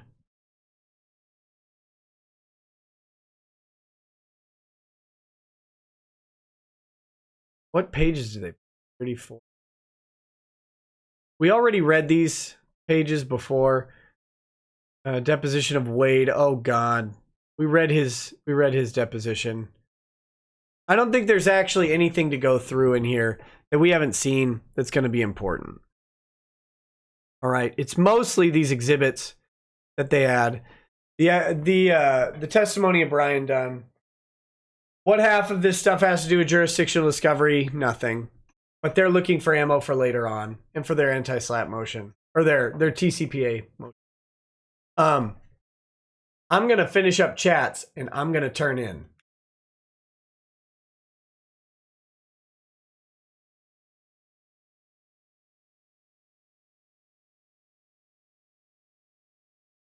Are people confused about where I live now? I'm a Minnesota lawyer.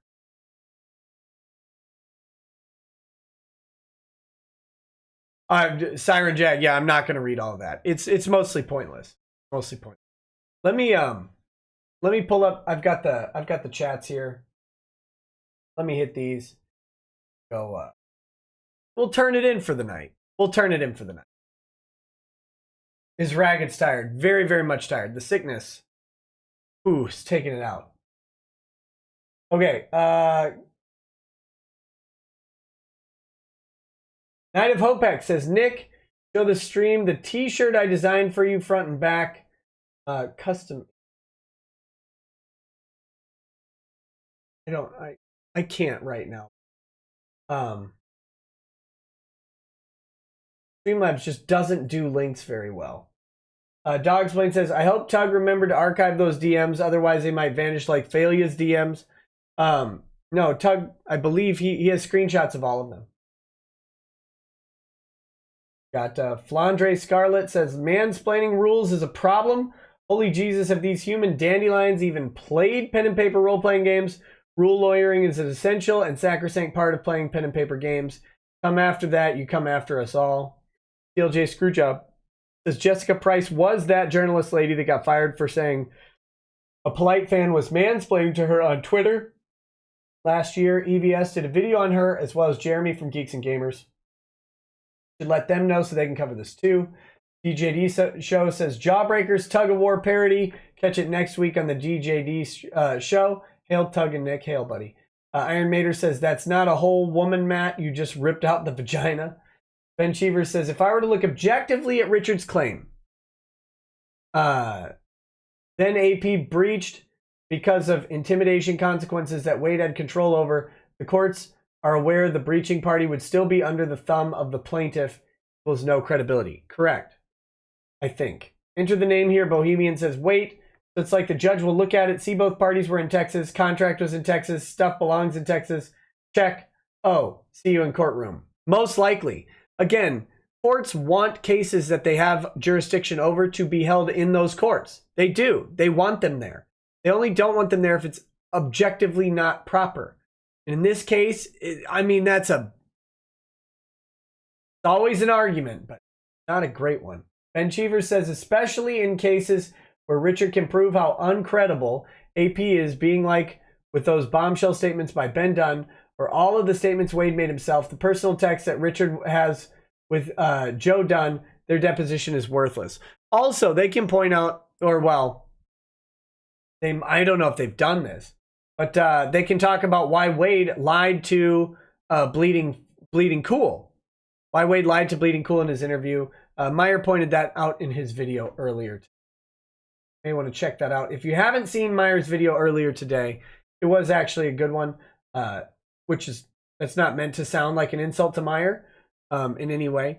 I'm just saying it was a good video. Lots of good information and some, perspective from the man himself. All right, now let me do, that was the Justice Chats. Now let me hit all this.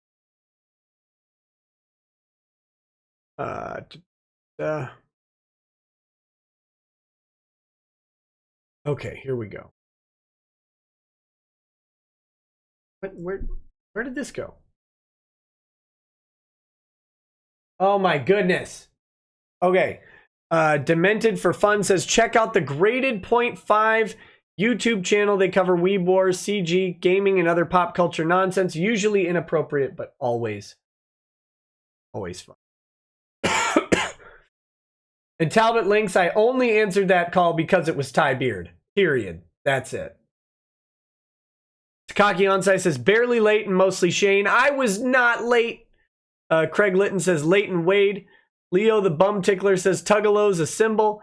Schwann's Gruberman says, Nick, I have to say, with you streaming almost every night, multiple hours a night, are you living up to your Christian duty to satisfy Lady Rackets? She's doing just fine. Dark Admiral March here says, all hail the Tug of War. Apex Meta, thank you. Talbot Link says, Tug is good at the bucket over door prank. Cold splash ahead. Dave Mark says, are Discord conversations considered private? Privacy is, would a reasonable person have a reasonable expectation of privacy under the totality of the circumstances? So there's not a blanket answer for Discord conversations being private. Beige Devil says, whose lawyers have it worse? Wade's or Rial/Soye? I think Rial/Soye's lawyers have it worse than Waid, which is scary. Don't think Waid has a good case. Gengio says, we talking roll 20? Nope. That guy says, I Nick, have alcoholic diarrhea. What? Forever229 says, is it the one Tim Pool covered on his channel? I have no idea. Darkman McEdgeface says, Magnus did nothing wrong. Correct. Cynic in Chief says, the Donga Destroyer wants Mundane Matt on. Yellow Flash 2 says, no quarter for Mundane Fat, the false flagger. Goru says, Mundane Matt is an incandescent heater. GR People says, hot coffee talk about Mars Girl. How dare you, Nick? Leo the Bum Tickler says, I don't keep up with you nerds. What's a Mars Girl? Oh, you don't want to know that. You don't want to know. JP Gratrockets says, I wouldn't even rap you. Kenneth Robertson says, have Funimation and Marky been served yet? I have no idea. Broken Down Critter says, Nick, local distillers started making absinthe last summer and I need another bottle. Should I see if I can get one up to Minnesota for my favorite font of snark and law? Yes. Yes, I will try absinthe on stream. Never had it before. Lord Chippy Dip says, who is Renfamous? Oh, you meant Lauren Atencio Cooper. Maurice Bow says, this may be a dumb question. Do companies have the right to terminate a contract? Depends on the contract. Depends on the company. Depends on the state. Depends on a lot. Angel Ren 89 says, Nick, I see you follow ER on Twitter. Nice. Jamie T says, Captain, touch me here. Tug, can we get a I love that umbrella guy? That's the best I can do because Tug's gone. Berthica Frostscale says, Law and Order, YouTube, and VA's unit. Doon doon. Texan 83 says, I was going to send the lyrics to the Marty Ray Project song Bearden on them for Tug, but no one has them online. I can't type fast enough to keep up. Rodent Slayer says, Tyrion gets burned for treason by the end of the season. It rhymes because it's true. And like poetry, it rhymes. Rip Tyrion Lannister, hashtag screw Mark Sade. Rodent Slayer says, a song of mice and fur is live on Indiegogo. Miss Meadow Kitty says, spoiler alert, Tybeard gets in touch with Thanos. Kidda says, I kind of wish AP had gotten more support during this. They published alt-right things like Walmite and Rags. Gold Digger is great, but they didn't publish this book. Didn't do it. Ichicinco Negroni says, been there, done that. Greg Bowman says, Duns did Meyer dirty in deposition we've seen so far. Question, couldn't AP go after Waid if they wanted for interference and loss of potential profit? No. AP can't go after Waid because AP breached. Meyer could go after AP and Waid if he wants to. Miss Meadow Kitty says, Nick, boil sliced ginger, lemon, orange, cinnamon, nutmeg, and mint leaf. After it boils, let it sit for 3 to 5 minutes. Strain and drink that. It cures all colds. I have most of that. I'll have to check. Beige Devil says, Nick, when does boycott turn to tortious interference? When you improperly contact a company to induce them to breach. Or not a company, but a party to a contract. When you improperly contact a party to induce breach of contract. That's tortious interference. Forever229 says, I think Shane wants butt pads. Eduardo Ramirez says, Tengo más egipcio para usted. No puedo soportar esta mierda. No más mang. Todo que quería es tener un juego bien. Tener un buen stream, mang. Thanks, buddy. I think. Sorry for massacring the Spanish there. Chris Dager says, Tug is Geekdom 101 kick Vic. What did he do? I'm lost. I think behind the scenes he is. Jeg says, I can never watch Free Willy the same way again. Christopher Nicholson says, Steve Jackson Games was raided by the FBI in 1990 over material for their Cyberpunk game. One of the kids working with them on it had a pull list at the comic shop where I was working. Terrible Magician Pony says, went to a con and found out an acquaintance was hashtag kick Vic. All I had to keep from arguing with him in front of other friends. Rip acquaintance. Forever229 says, yes. Painful Buggery says, Jessica Price has a history of bad behavior. Meximan and Cheese says, SJWs, we do not forgive, we do not forget, expect us.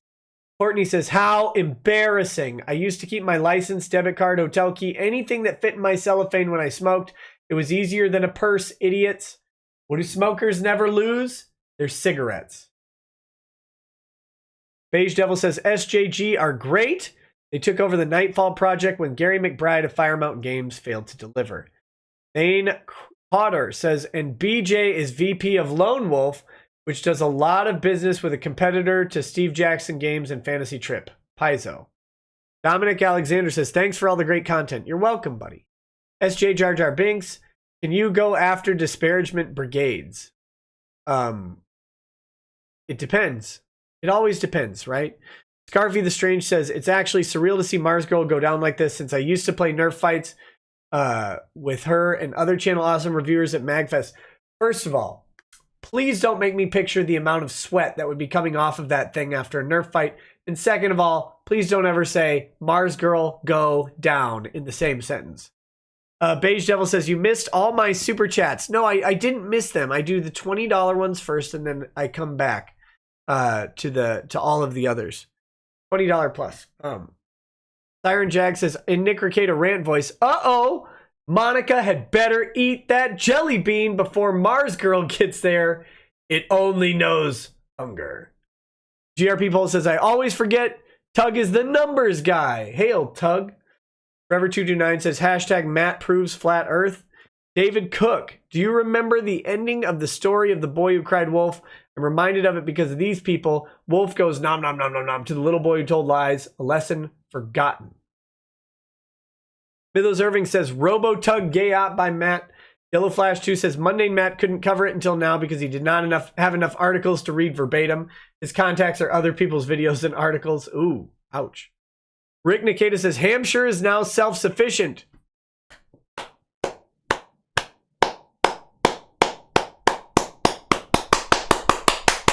Good job to the Hampshire. M says, now wait a minute, Matt. Matt, no! Mythos Irving says he voted more than once on a stream. Plum Logan says, Mundane Matt is fat because of his disinterested single mom. He always sides against alpha chads because he didn't have a dad to instill confidence. Siren Jag says, Mundane Matt, Monica, Mars Girl, Rontoya, and Ren all meet up and form Butter Voltron. Gross. Luke Elmer says, can we call her Shamu instead of Orca? You can call her whatever you want. I don't care. Ampathos Guy says, Tug suggestions on doing crowdfunding for a CCG idea. Comic-Con Freak says, was hoping for a Rekieta Tug combo raging rant. Goru says, it's the Soyless Shane show. Oy vey. Syndicate Chief says, Jarbo the Hutt show is funnier than Soyless Matt. Yellow Flash 2 says, get the transcripts. Daniel says, why are we disseminating Mundane Matt? If he has invalid opinions, wouldn't it be best to simply ignore him rather than draw attention? We got to help Mundane Matt out, right? Yellow Flash 2 says, at Tug, how dare you disgrace my theme song like that, you son of a B-word. That was me. That was me, Flash. Beige Devil says, hey, Nick, out of all the cases you've had on the channel, where does Wade's counsel rank RE competence and effectiveness? Ooh. Effectiveness, low. Competence, I think fairly high. They've just got a bad case. Except for Zaid. Zaid is acting very unhinged. SF Giants fan Mike says, interesting as always. Catch the rest later. Thanks, buddy. Travis Whalen says, check your Twitter DMs, Nick. Haha, joke follow-up. Dubler says, did you play OOT? Each object to form comes off as watch out from council. Not sure if legitimately unfunny or terrible execution. Miss Meadow Kitty says, I did not know that. It's not true. I did not know that. I did not. Oh, hi, Mark. Rolf Mutzelberg says, dang it, what time zone do you live in? Central Time. You always go live after midnight? No, I always go live at 11 p.m. Central Time. Also, honk the honks. Honk, honk now. Titor says, Nick streams so late, it's morning in Europe. Ogie G says, does a judge deal with all of these objections? Seems like a huge task. How's it done? With clerks. Clerks help out. No more BS, please. Thanks for the donation. TLJ Screwjob says, Who cracks faster? Sawit or Soye? I don't know. Jarbo Bink says, Nick doesn't know law. All mean people will be sued. Miss Meadow Kitty says, when the beard calls, you are compelled to answer. Hashtag fear the beard. Altira Mungara says, is it possible that Waid still has sway over / intimidating Antarctic press? Totality of the deposition gives me that impression. I don't know. I think Antarctic press is trying to avoid a social media brigade. And so maybe in that respect, yes. But old Weeb says, Nick, I need you to say something for me that I can clip out of context. Look into your stupid camera with your pretty eyes and say, I love Bukkake. There you go. Serial Foxity says, towards a drinking space. Thank you. Blaine20 says, Ty tweeted 137 CDT in case you haven't seen it yet. Calvin Link says, calls during the show. I just read that one. Double A says, hope you feel better soon, Nick. Thanks for streaming even though you aren't feeling great. We appreciate you. It's my pleasure. Russell K says, honk, honk. Dex Terminax says, have to have a colonoscopy Thursday morning. I have full confidence your stream on Mardi Gras that night will make me feel a lot better. Oh, I hope so. Renee Ferrer, thanks for the donation. Schrodinger's Parakeet says, hot take in a box. A certain blue orca put a tweet at ColossalCon. Looks like the blue hairs are beginning to ramp up over a POC panel being turned down by the con. They just want to focus on anime. Lulu CC says, I'm Nick Rekieta and I butcher Spanish. How embarrassing. Lido Enchanted says, Kickvic took notes from Ario Speedwagon because they always heard it from a friend who heard it from a friend who. Oh, God. Heard it from another, you're an alt-right Nazi. I guess that's how that goes. And then Architect of Fate says, did Ty call you because he doesn't know how to text? All right, guys. I think I've got, might be just one or two. One more. Night of Hopex says, D, I emailed you the links, you goon. It's pretty funny. You got to check it out. The first one is anyway. Dude, I'm dying. Sorry, I gotta wrap this up. I'm fading fast. It's gonna get just sad. Charity case up in here. I'm wheeled off. All right, guys. Thank you so much. Also, the last person who sent me a link got my video demonetized because of copyrighted content. Which I completely forgive you for. No malice. I'm just joking. All right, guys. Thanks for hanging out. TLJ Screwjob says, oh, Nick, my date today went great. Thanks for the advice. Awesome, buddy. Glad to hear that. All right, guys. It's been real. I'll see you tomorrow. I'll tweet out the subjects in time and stuff. Have a good night. Peace.